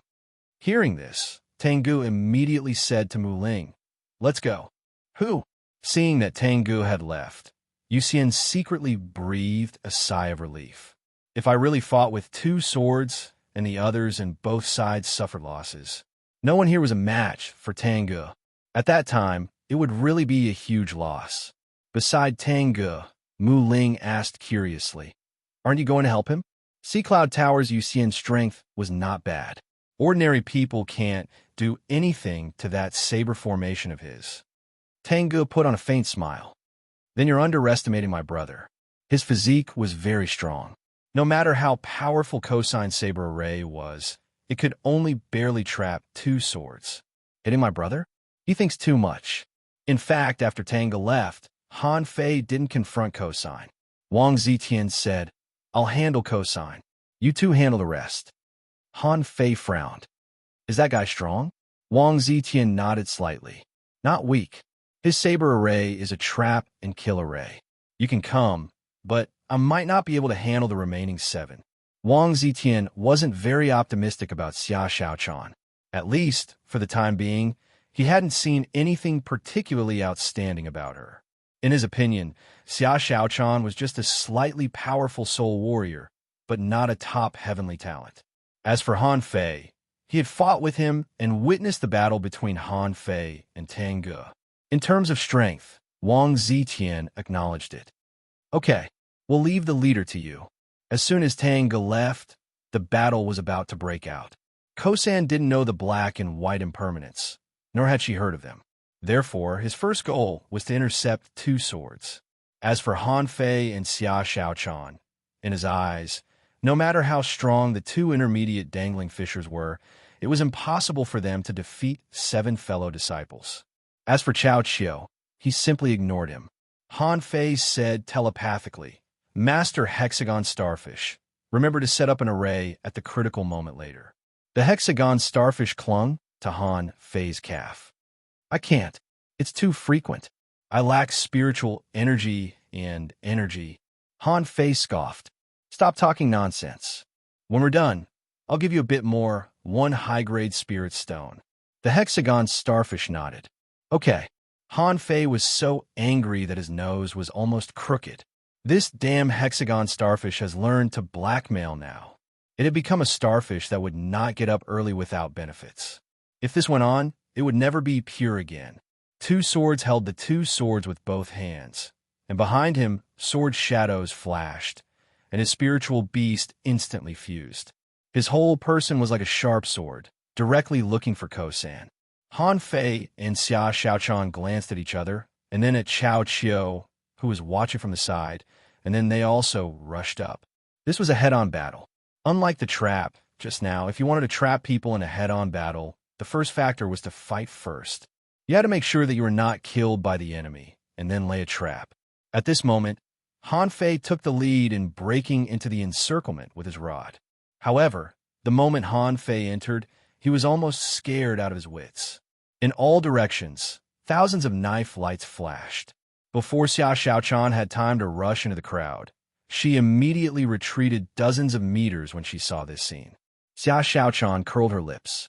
Only a guy like Han Fei, who had an abnormal physique and strength, could resist this kind of flying snow-style attack. Even for her, if she didn't use her hunter ability, she would only be able to defend herself in such a field of knife lights. And it was the kind that couldn't be defended. Clang, clang, clang. When a clanging sound came from Han Fei's body, Yuxian knew something was wrong and immediately wanted to go back to help. Wang Zetian blocked in front of him, and a big sword fell from the sky. It's too late to leave now. Han Fei's full blow directly smashed the sea water with a terrifying and explosive force. At least 4 people on the other side returned to their positions at the same time and jointly resisted. These people were also shocked. How could an intermediate dangling fisher be so strong? Wasn't this, however, before they figured it out, Han Fei smiled, turned the embroidery needle, and chopped at the other 2 people. The 4 of them were stunned. Could it be that such an explosive attack was just a feint? But then, the moment the 6-gate formation rose, the battle had come to an end. Chao Chiu had already run here and covered them with a spirit forbidden net. On the other side, Xia Xiaochan was fighting alone and completely suppressing her opponent, giving him no chance to retaliate at all. Almost within 10 minutes, the 7 people were all wiped out, and all lay dead. Yu Xian was dumbfounded. At this moment, he was surrounded by Wang Zitian, Han Fei, and Xia Xiaochan. How the F***ck could he fight? Just now, when he saw Han Fei's physique, he knew that this person was not simple and his strength was very likely beyond his expectations. In fact, Han Fei's strength did exceed his expectations. Besides, Han Fei didn't fight head-on, but used some tactics. In addition, Chao Qiu, who had been treated as heir, was covered by the spirit forbidden net. Their failure was already certain. Yu Xian was also very straightforward and put away his knife. Okay, you're good at playing. With that, Yu Xian looked at Han Fei. Who are you? Han Fei replied, soul-snatching. Xia Xiaochan added, life-snatching. We are black and white ghosts.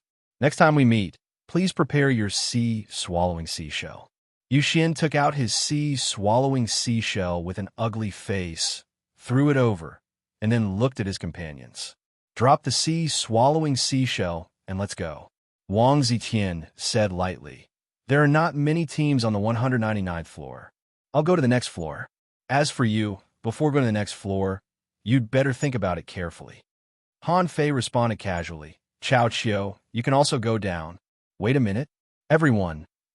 Chao Qiu chuckled and said, can you help me fight the summon creatures? Everyone, after sending Chao Qiu down, Xia Xiaochan said, are we really going down to fight with so many people? Han Fei thought for a while and shouted, Master Hexagon, open the door and let us go to your door. Swoosh. The hexagon starfish hung directly from Han Fei's calf to Xia Xiaochan's back, rolling his big eyes. The treasures are all mine. I worked hard to earn them. Han Fei laughed and scolded. Who wants your treasures? Just go to an empty door. Go to your door and cook a meal. Don't you want energy? I can satisfy you. Anyway, we still have a lot of yellow-blooded sea cucumbers. Hearing that Han Fei wasn't going to his treasure house, the hexagon starfish immediately relaxed. But Xia Xiaochan looked confused. What door? Han Fei smiled. You'll know soon. The world inside the door. Xia Xiaochan found it incredible. How is this possible? Is this the space inside the door of the big starfish? How come it's so big? Han Fei was also a little surprised. Master Hexagon, the world inside your door has doubled in size. The hexagon starfish muttered. I made a breakthrough. Of course it will become bigger. Han Fei sighed. How big can it become? The voice of the hexagon starfish drifted in the empty square. I don't know. I won't know until I make another breakthrough. Han Fei sat on the ground and took out all the pots, bowls, ladles, and basins. Han Fei had to admit that he was quite satisfied with the hexagon starfish. Although this guy was greedy for money and had learned some bad things, he had to admit that the six-gate formation, the formation of the hexagon starfish, was simply an invincible divine formation. With the six-gate formation, coupled with the spirit forbidden net, he could easily defeat 10 or 8 people in battles. Han Fei even thought more than once about tricking this big starfish into becoming his contractual spiritual beast. Based on their tacit cooperation, Han Fei thought that he would have an endless supply of money. Han Fei was cooking. Xia Xiaochan, on the other hand, ran to the deepest part of the gate and knocked at the edge of the darkness. Xia Xiaochan said, Big starfish, there seems to be another space outside. The hexagon starfish nodded. I know. Can you stop knocking? I'm itchy. Xia Xiaochan was suspicious. Can you feel this too? With that said, Xia Xiaochan reached out her hand, scratched the dark seal on the boundary, and asked, Itchy. Itchy. Xia Xiaochan scratched with both hands again. How about this? It's even itcha. Han Fei smiled and said, Okay, stop it. Let's eat. Master Hexagon Starfish, you must have a good meal. Don't screw me up on the second floor below. The Hexagon Starfish asked, Can I go out? Do you still want your essence blood? Chapter 456. After a full meal, Han Fei and Xia Xiaochan's energy was almost overflowing. Even the Hexagon Starfish was red all over after eating. The world inside the door was also a magical world. The Hexagon Starfish could take whatever it wanted to eat in the air. Han Fei thought for a while. Okay, he had to make this guy work harder. So he threw another 2 high-quality spiritual stones, nearly 700,000 points of spiritual energy, to it. It was not that Han Fei was generous, but that he might face a big battle next. Out of the hexagon space, Han Fei said to Xia Xiaochan, "You can use the metamorphosis water now. It is said that there are many people on the lower floor. Just pretend to be them." Xia Xiaochan was a little excited, but after hearing Han Fei's words, she rolled her eyes at him. "Nonsense, I'm not stupid. If I try to rob them blatantly, I will be beaten to death." Seeing Xia Xiaochan's figure gradually fade away, Han Fei took out a total of 7 soul crystals. Yes, these soul crystals were useless to Xia Xiaochan. Even if he had less than 10, his perception range wouldn't be improved much. However, Han Fei needed to use these soul crystals to experiment. He had a feeling that the soul crystals he used and the soul crystals others used seemed to be a little different. However, when all 7 soul crystals were absorbed by him, Han Fei was even more speechless. In addition to the previous one, this was already the 8th soul crystal. However, his perception range didn't increase at all. He didn't remember the 11th god-scaring painting in his mind either. At that time, Han Fei was a little stunned. Are other people like this too? That's impossible. Is it because of the soul crystals or the god-scaring painting? Or should I say, both are problematic?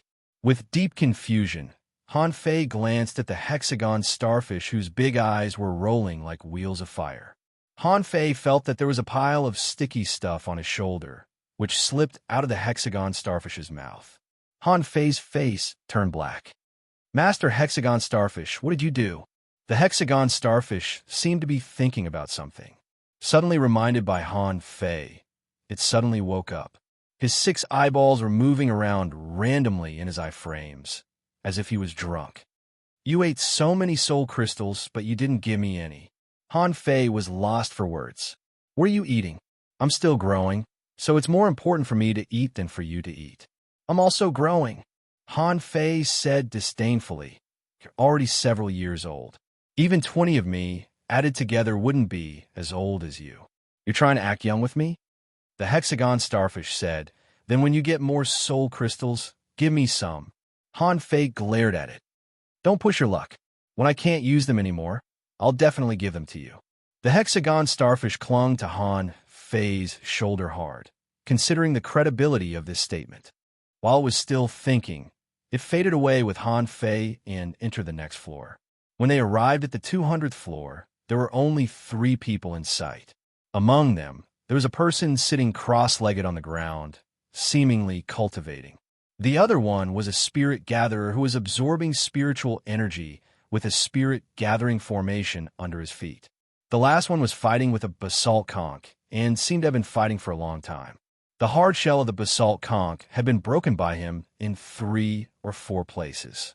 These 3 people were all wearing standard clothes, but the spirit gatherer didn't seem to be with the other 2. Seeing Han Fei come in, the person sitting cross-legged immediately opened his eyes. The other guy who was fighting just glanced at Han Fei, a little surprised, but didn't have any follow-up reaction. Han Fei secretly breathed a sigh of relief. These people didn't seem to care too much about him, and they didn't seem to be hostile. He suspected that if they were to start a war, would it attract a large number of people? However, although the fight didn't start, the spirit gatherer said, "Leave quickly and find a suitable place to offer sacrifices." Han Fei smiled and walked towards a man. "Brother, I want to ask you something." The man frowned. Seeing Han Fei approaching him, he couldn't help but be vigilant and immediately shouted, "Just stand there and don't come over." Han Fei smiled. "Well, I want to borrow something from you." The spirit gatherer was slightly taken aback. "What is it?" "Ha! Sea swallowing seashell." Han Fei knew that these people were not ordinary people, and each of them was much stronger than ordinary peak-level dangling fishers. Therefore, when he attacked, he didn't have any scruples. The stick smashed over, and the spirit gatherer retreated quickly. The soul warrior on the other side immediately galloped over. The 2 sides were not far from each other. Han Fei grinned and shot out the embroidery needle in his hand. The spirit gatherer immediately summoned a big turtle, but with a clang, the big turtle was hit by the embroidery needle and fell to the ground. The blue sea wandering dragon rod in Han Fei's hand had already shot out. Because he was very close to the spirit gatherer, only less than 100 meters away, Han Fei succeeded in one move. However, to Han Fei's slight surprise, the hunter who was fighting with the basalt conch disappeared. He was very fast and had already approached Han Fei. A soul warrior and a hunter attacked, and Han Fei grinned. Six-gate array. At the moment when the purple light rose, Han Fei got out of the six-gate formation. At this time, another contractual spiritual beast of the spirit gatherer appeared, and a flash of lightning flashed, cutting directly at the blue sea wandering dragon rod. How could Han Fei let him succeed? The fishing line, as if it had eyes, suddenly slanted dozens of meters to the side. After the spirit gatherer fused with his spiritual beast, Han Fei had already approached him. The spirit gatherer pinched an amulet in his hand, and Han Fei had already smashed it with the brick. BM, the spirit gatherer was smashed to the point of bleeding. However, the amulet was still activated, so the opponent's injury was actually not serious. Han Fei grabbed the embroidery needle with one hand, jumped up, and gave him a heavy blow. Even if the opponent had an amulet, he still had to suffer the shock. The man was furious. "Who are you? How dare you attack a disciple of the Grand Void Academy?" Han Fei grinned. "Who am I? Hey, I'm a ghost that takes souls, and I'm a ghost that wants your life. I'm the fearsome black ghost in the level 3 fishery. Hand over your sea-swallowing seashell. I won't kill you." In the six-gate formation, the soul warrior and armorist were attacking frantically. However, Han Fei didn't care. If the six-gate formation could be shaken by two peak-level dangling fishers, it wouldn't be called a six-gate formation. Even Wang Zetian's powerful sword couldn't shake the six-gate formation. What's more, these people were much weaker than Wang Zetian. This spirit gatherer still wanted to use his spiritual beast to attack Han Fei. However, Han Fei's embroidery needle burst out with billowing spiritual energy. Smart people won't do this. The sea-swallowing seashell is gone. That thing is worthless. However, if you think I don't dare to kill you and that I can't do anything to you, you're wrong. The quality of this amulet is very good. If I don't kill you, I can cripple you. The spirit gatherer's face changed sharply. He glanced at the six-gate formation and said via voice transmission, "This is the 200th floor. Judging from the commotion over here, someone will be here soon." Han Fei shrugged. "Haha, you're right. So, I'll only give you 2 minutes to think about it. 3, 2, 1, okay." The spirit gatherer was terrified. Seeing that Han Fei's rod was about to hit his face, what could he do? He was just a spirit gatherer. Han Fei took the sea-swallowing seashell with a smile. "Good boy. Take off your clothes." The spirit gatherer. Han Fei said, "Take it off, or I'll cripple you." The two people in the six-gate formation were so shocked that they forgot to attack. Why did his best friend suddenly start to take off his clothes? Could it be that the man in black has a special hobby? Thinking of this, the two shivered all over and attacked the six-gate formation frantically again. The hexagon starfish said, "Hurry up, these two people are very strong. I'll be ready soon." After sending the spirit gatherer away, Han Fei immediately rushed to the six-gate formation. After entering, he beat the two of them to the ground with only 2 strikes. Without giving them a chance to speak, he grabbed their sea-swallowing seashells and said, "Leave the 200th floor in 2 minutes. Otherwise, I'll cripple you." The two of them were shocked. This guy is so powerful. Why don't I know such a master? Is he an unborn disciple of a big clan? However, their sea-swallowing seashells had been robbed. They would be stupid if they continued to fight. The two immediately communicated with the steps into the sea, and their figures gradually faded. The whole process, from beginning to end, took Han Fei less than 2 minutes. Just a few dozen breaths after the two disappeared, 2 people swam over from not too far away. Then, they saw a disciple of the Grand Void Academy fighting against a basalt conch with a rod. One of them wondered, does he need to make such a big noise to fight a basalt conch? The other person smiled and said, "Look, that disciple of the Grand Void Academy is only an intermediate dangling fisher. He must have had a hard time fighting against the basalt conch. Immediately, this person said to Han Fei via voice transmission, "Brother, do you need help?" Han Fei first became vigilant, then pretended to take a few steps back. "Yes. Ha ha ha, don't mention it. But we'll take the reward of a basalt conch." After a few minutes, Han Fei grabbed another set of clothes in one hand and two swallowing seashells in the other. He was a little disappointed. These 5 people only got 1 soul crystal? Damn, they're so poor. Chapter 457. A creature like the basalt conch was completely different from Xiao Zhan's 8-armed conch. It didn't have weird tentacles or sticky suckers. However, the shell of the basalt conch was like a big wheel that had been rolled twice, and there were little raised bumps on the wheel. Its fighting style was to control the shell to fight. Therefore, it was also called the revolving conch. Although Han Fei had sent away 2 groups of people, he didn't touch the basalt conch that seemed to be seriously injured and had its shell damaged in several places. On the contrary, while fighting against the Xuanwu conch, he moved to other places. As a result, in the next hour, Han Fei killed 4 waves of people with a basalt conch that was about to be crippled and obtained 7 swallowing seashells. At this moment, Han Fei gently knocked on the basalt conch and then pretended to fly hundreds of meters away. The wheel-like basalt conch rolled towards Han Fei, and Han Fei dodged it. After performing for less than 100 minutes, Han Fei saw a girl in white glancing at him. Huh, a woman? Han Fei was a little depressed. Is this girl alone? Should I rob her or not? It doesn't seem right not to rob her, right? Rob. I don't care if she's a man or a woman. Han Fei made up his mind and deliberately dodged over there. When he was less than 500 meters away from the woman, suddenly, a sword light swept across. At the next moment, a thin sword mark appeared on the shell of the basalt conch. But this basalt conch was motionless? Han Fei looked back and saw that the girl in white had already come to dozens of meters away.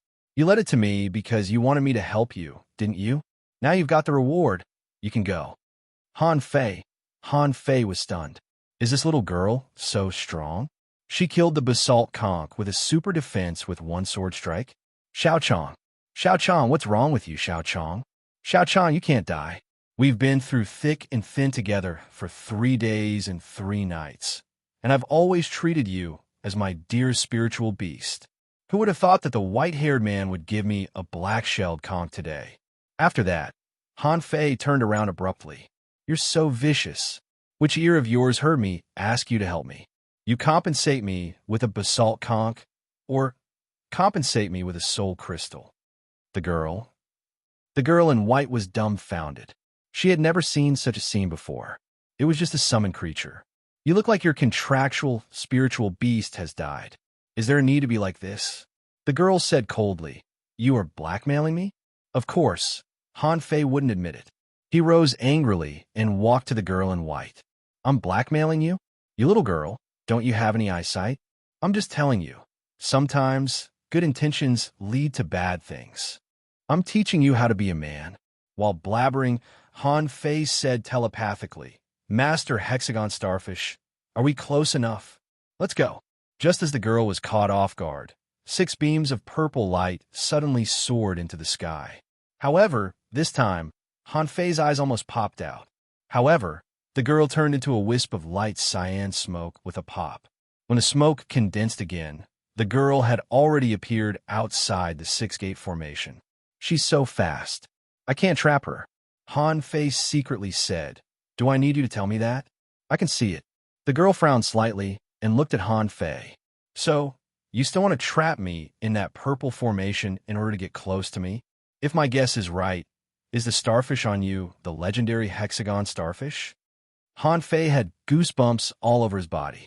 In fact, he had long discovered that those who could call out the name Hexagon Starfish were not ordinary people. The girl in front of him could guess the Hexagon Starfish through the 6-gate formation alone. This woman didn't seem to be simple. Han Fei raised his head and looked around. Really? I don't know. In fact, I was just testing your reaction just now. Little girl, you're alone outside, so you're very vigilant. Well, okay. I think your reaction speed is very good. Keep it up. I still have something to do. I'm leaving. However, before Han Fei took 2 steps, the way ahead was blocked by the girl. The white-clothed girl held a thin sword in one hand. Her posture was elegant, but her face was cold. Do you think I look stupid? You can't get my sea-swallowing seashell, so you want to run away? When did the Grand Void Academy have such a shameless disciple like you? Han Fei sneered.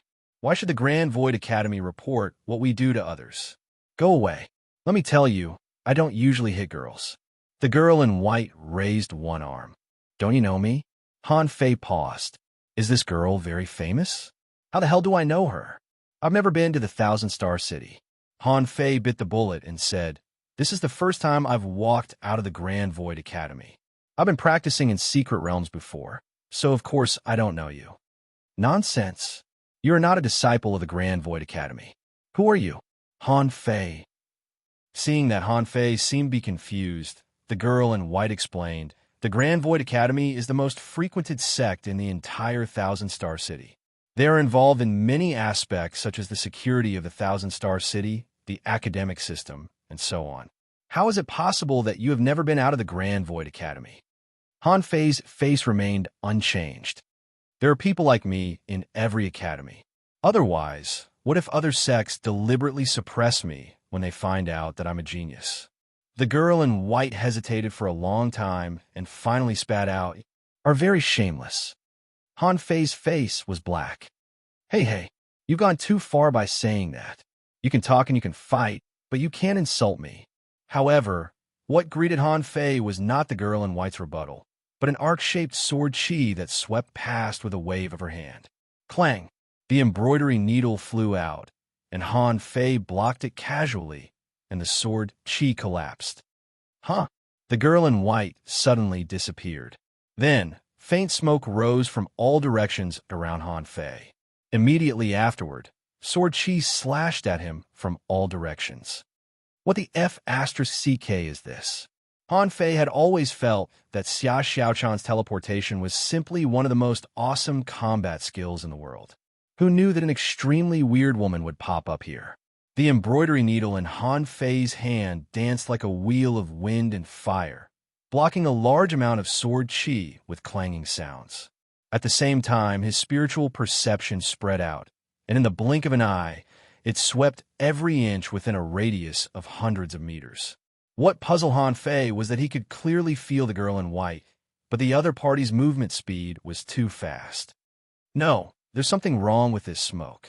Hey! The corners of Han Fei's mouth curled up, and he grabbed the whetstone with his left hand and slapped it at the condensed smoke.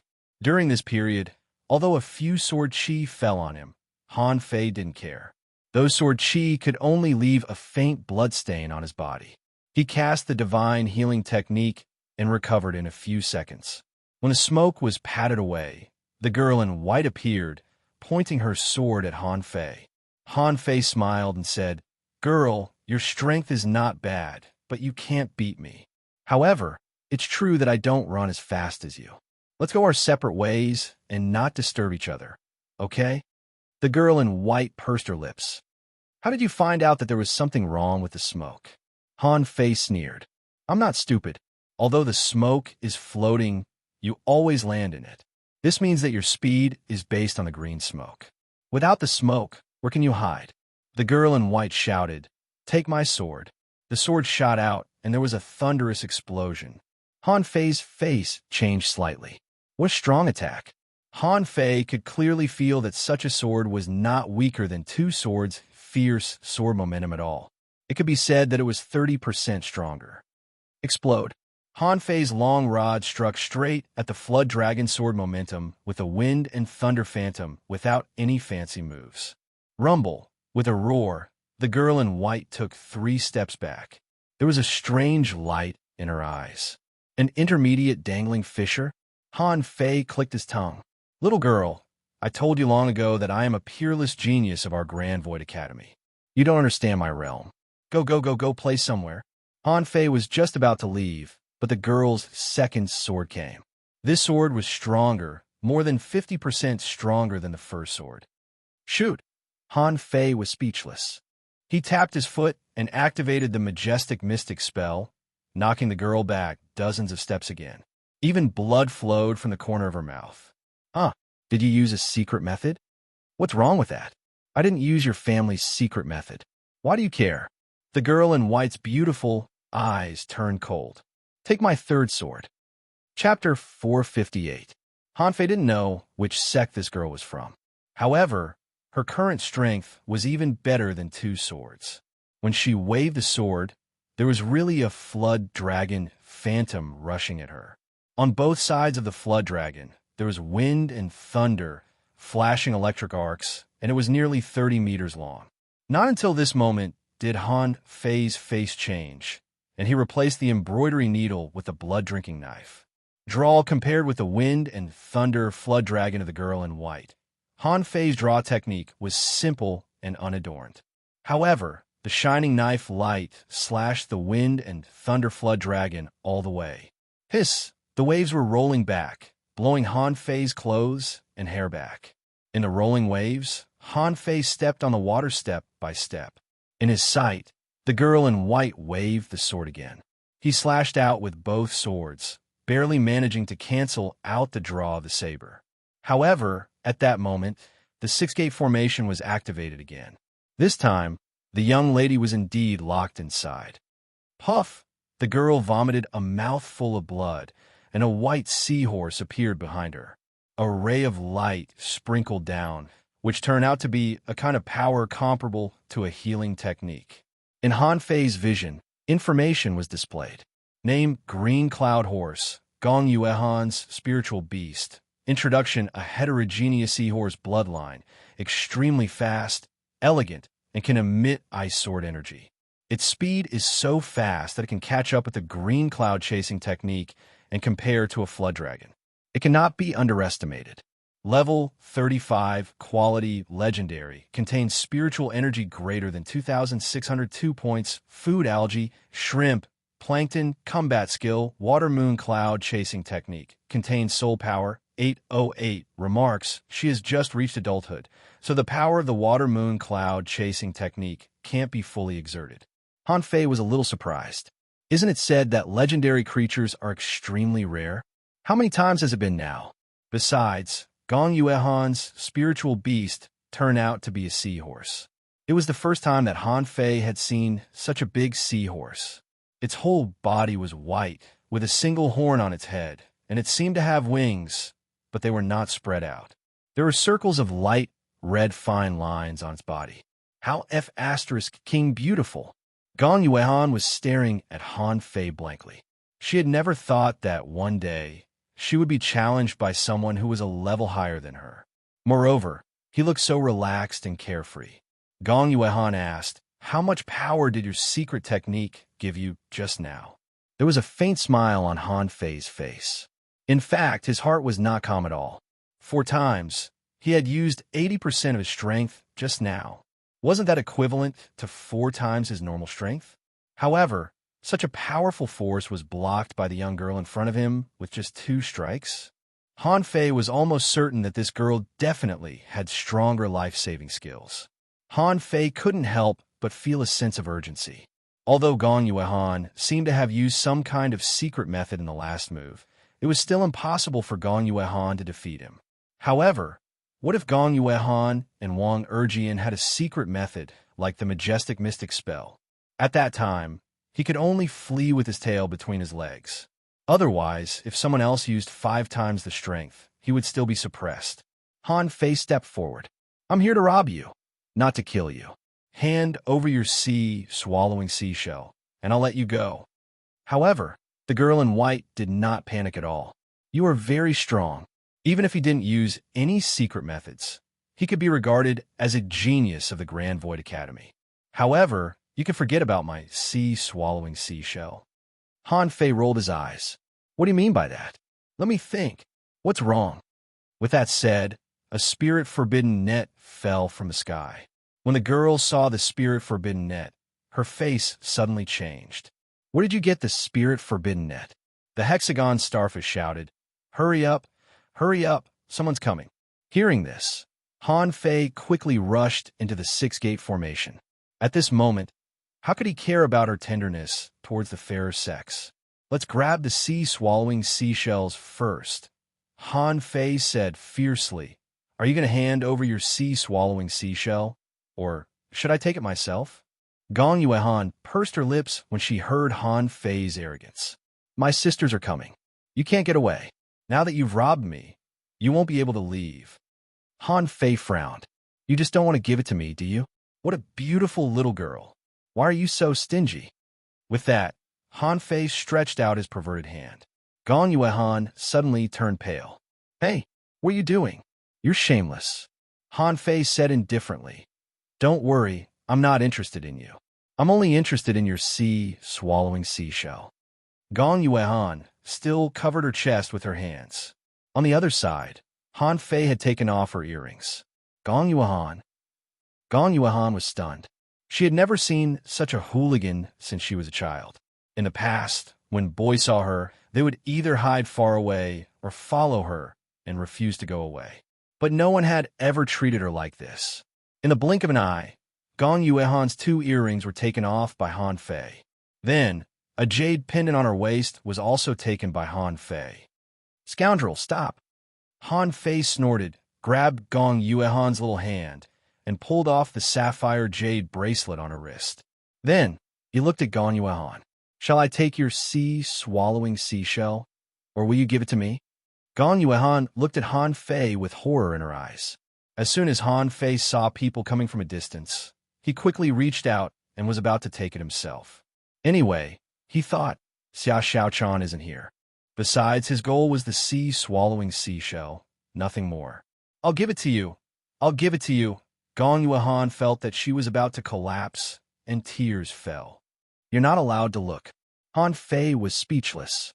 Cut the crap. Are you trying to stall for time? Why should I look at you? Gong Yuehan squatted on the ground and slowly took out her sea-swallowing seashell, but Han Fei grabbed it. Before Han Fei got up, he heard dozens of voice transmissions floating over from a distance. Disgusting. Let go of Yuehan. How dare you? I'm going to kill you today. Grand Void Academy villain, you're dead. Senior sister, what did you do to my senior sister? Han Fei got up and looked around. 7 or 8 people had arrived from all directions. More importantly, one of them was also wearing the clothes of the Grand Void Academy. At this time, someone was pointing a knife at the disciple of the Grand Void Academy. Tell me, what's this guy's name? In the future, I'll make him kneel at the gate of the Jade Fairy Palace and repent for the mistakes he made today. The disciple of the Grand Void Academy was also stunned. However, when he looked at Han Fei, he was stunned. I don't know him. Han Fei's face changed slightly. Oh no, I'm using the face of the Black Ghost. He didn't expect to meet people from the Grand Void Academy so soon. Therefore, he didn't think about it at all. But others didn't think so. Bullsh asterisk T. How can you not know people from the Grand Void Academy? Han Fei had an idea. Junior brother, I'm innocent. You have to believe that I'm innocent. We were just fighting normally. The disciple of the Grand Void Academy said angrily. Who are you calling junior brother? I don't know you. Who is your master? Why didn't I remember a face like yours in the crowd during this experience? Han Fei said cheekily. Junior brother, here's the thing.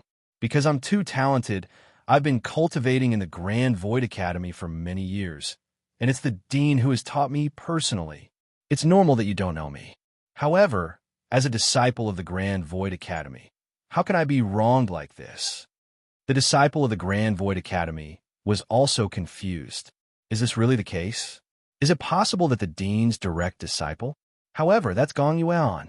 Even Gong Yuehan, the proud daughter of the Jade Fairy Palace, was defeated by this person. Is this really the hidden, peerless talent of our sect? Everyone, this person, Gong Yuehan was about to speak, but she heard Han Fei's voice. If you say another word, I'll tear your clothes. Believe it or not. Hearing this, Gong Yuehan didn't dare to say another word. Her face turned blue, white, and red with anger. Han Fei immediately adjusted his posture and said seriously, Victory and defeat are common in soldiers. Originally, I was going to let her go. However, at this moment, so many of you try to kill me without saying a word. Well, today I will give you a chance. Who can last more than 10 minutes under my attack? I'll let you go. I won't take your sea-swallowing seashell. 10 minutes. Someone heard this. Who knows if you mean what you say? Han Fei snorted coldly. How can a disciple of the Grand Void Academy go back on his word? You're also the descendants of famous sections. Today, I, Fan Datong of the Grand Void Academy, will defeat you here to spread the prestige of the Grand Void Academy. Outside the array, the disciple of the Grand Void Academy was stunned when he heard this. This demeanor seems to be quite like a peerless talent. But this senior brother's name, Fan Datong, isn't it too unpleasant? However, just when someone was about to say something, he heard Gong Yuehan say, "Don't believe him. He is very strong, and you're no match for him at all." Very strong? At that time, these people were taken aback. If someone else said this, they wouldn't be convinced. However, when it came from Gong Yuehan, they had to take it seriously. Han Fei bared his teeth and immediately looked at Gong Yuehan. "Shut up. This is an above-board challenge. If you talk again, I will hang you up and beat you immediately, believe it or not." Gong Yuehan turned her head. This person is so shameless. She had never seen such a shameless person in her life. Chapter 459. Seeing that these people were all silent, Han Fei couldn't bear it anymore. Han Fei walked out of the six-gate formation and pointed his rod at the crowd. "Come on, 5 minutes. Whoever can hold on for 5 minutes, I will let them go immediately. Not only will I let them go, but I will also leave the platform immediately. But whoever loses, leave your sea-swallowing seashell immediately and get out of here." Han Fei stood proudly, thinking to himself, "Anyway, my name is not Fan Datong. If I lose, I will change my name to Li Hani." Achoo! On the platform, Li Hani involuntarily sneezed. He was very depressed. Recently, he always felt that something was wrong with his body. He was almost killed by Han Fei. Could it be that he was going to fall sick? He was a dangling fisher. If he got sick, wouldn't he be laughed at by others? Seeing Han Fei's domineering and arrogant momentum at this moment, the disciple of the Grand Void Academy didn't dare to refute him at all. The disciple thought to himself, "No wonder he is the direct disciple of the Dean. This might, this grandeur, this confidence." Even he himself felt his heart surge, unable to calm down. At this moment, he was still thinking, so what if you are from the Jade Fairy Palace? Didn't the recognized genius of the Jade Fairy Palace still lose to the Grand Void Academy? He could even predict that this time, if Han Fei could fight the opponent with this domineering momentum, as soon as he returned to the Thousand-Star City, the Grand Void Academy would be in the limelight and even be faintly as famous as the Heavenly Sword Sect and the Jade Fairy Palace. Seeing that everyone was hesitating, Han Fei immediately said angrily, "Look at you! How dare you call yourselves disciples of the major sects? If you don't even dare to accept the challenge of 5 minutes, how can you call yourselves strong masters?" Immediately, someone blushed. "I, Feng Yifei of the Origin Returning Peak, want to challenge Fan Datong of the Grand Void Academy." Han Fei raised his head. Okay. Feng Yifei's weapon turned out to be a fan. His spiritual beast was a blue tide turtle, and his two contractual spiritual beasts were a barbed wind snake and a butterfly starworm. As soon as he waved the fan, flying needles all over the sky shot at him. The butterfly starworm's characteristic was to flash. Therefore, the youth had a certain amount of confidence. He felt that with his ability to flash, he would definitely be able to last for 5 breaths.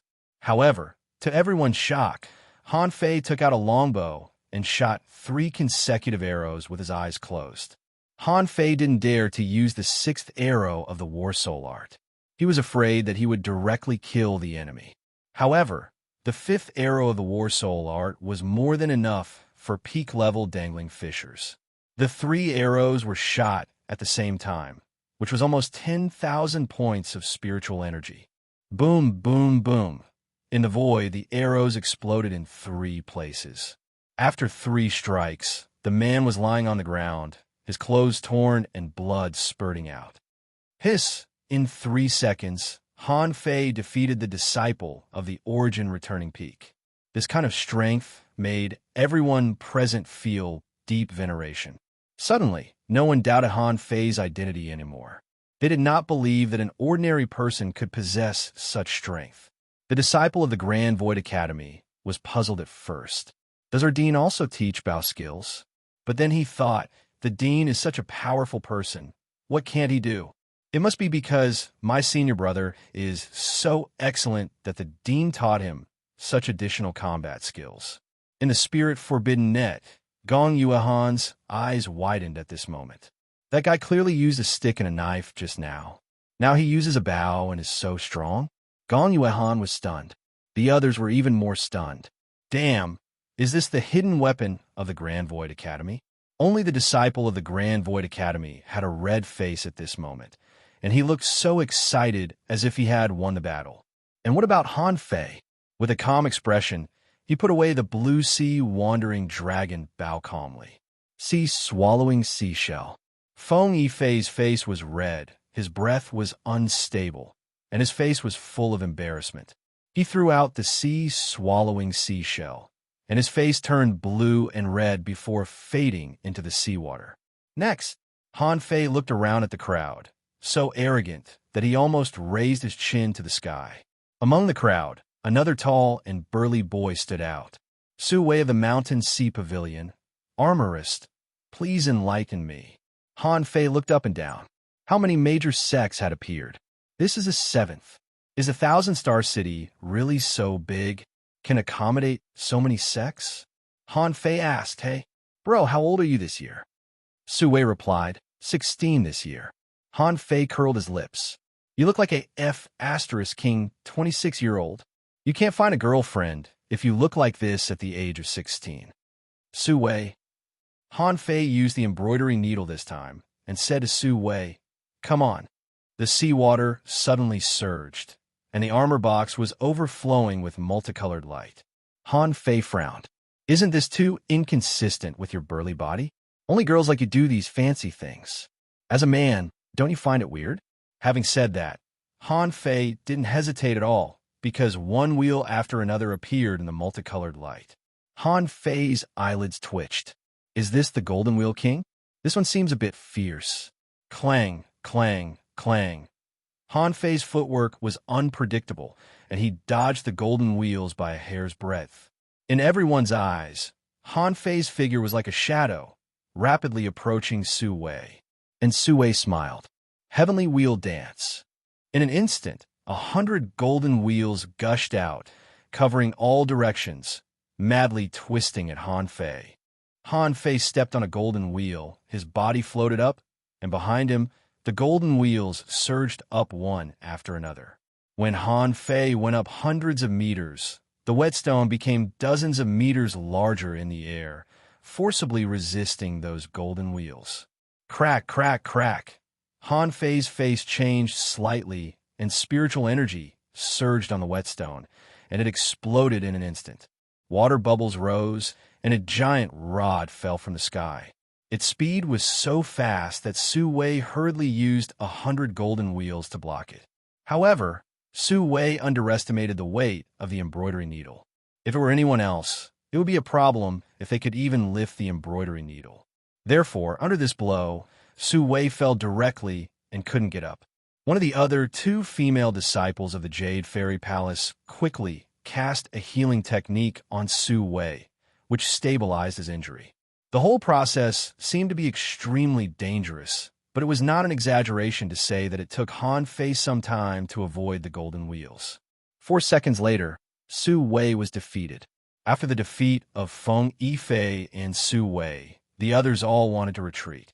The boy who kept shouting that he would rescue Gong Yuehan didn't say a word at this time. Han Fei pointed at him with the embroidery needle. You try to kill me just now? Now, I will let you win again. I will stand still and fight with you. Within 5 seconds, if you can move me even a little bit, you win. Han Fei was narrow-minded. He was the one who shouted the most fiercely just now. At this moment, Han Fei would feel guilty if he didn't beat him. The boy's face turned pale. Where the hell did this guy come from? He's too fierce. The people of the Mountain Sea Pavilion are famous for their incomparable strength and strong bodies. But he can't even take a single blow from Han Fei. Can I take it? Moreover, he saw Han Fei suddenly put away the stick and took out a kitchen knife. Yes, he was sure that it was definitely a kitchen knife. How can such a short knife be used to defend? Gong Yuehan rolled her eyes. She thought Fan Datong's strongest weapon was a kitchen knife. However, this time she didn't plan to remind him, because she didn't like that boy and he often annoyed her. She thought it was good to be taught a lesson by Han Fei. Anyway, as a disciple of the Grand Void Academy, Han Fei wouldn't really kill him. Zhai Shungo, senior brother Fan, is just defending. Zhai Shun was speechless. Why don't you go? The more arrogant you are, the less I dare to fight you, okay? Fan Datong is a direct disciple of the Dean. What about me? I'm still a long way from that level. However, men were creatures that cared about their dignity. If he flinched in front of his goddess, how could he have the face to chase her in the future? Therefore, Zhai Shun decided that even if he lost, he would lose bravely and with dignity, because Han Fei proposed that he just needed to move him.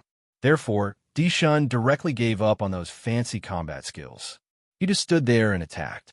This was the time to compete in terms of attack power.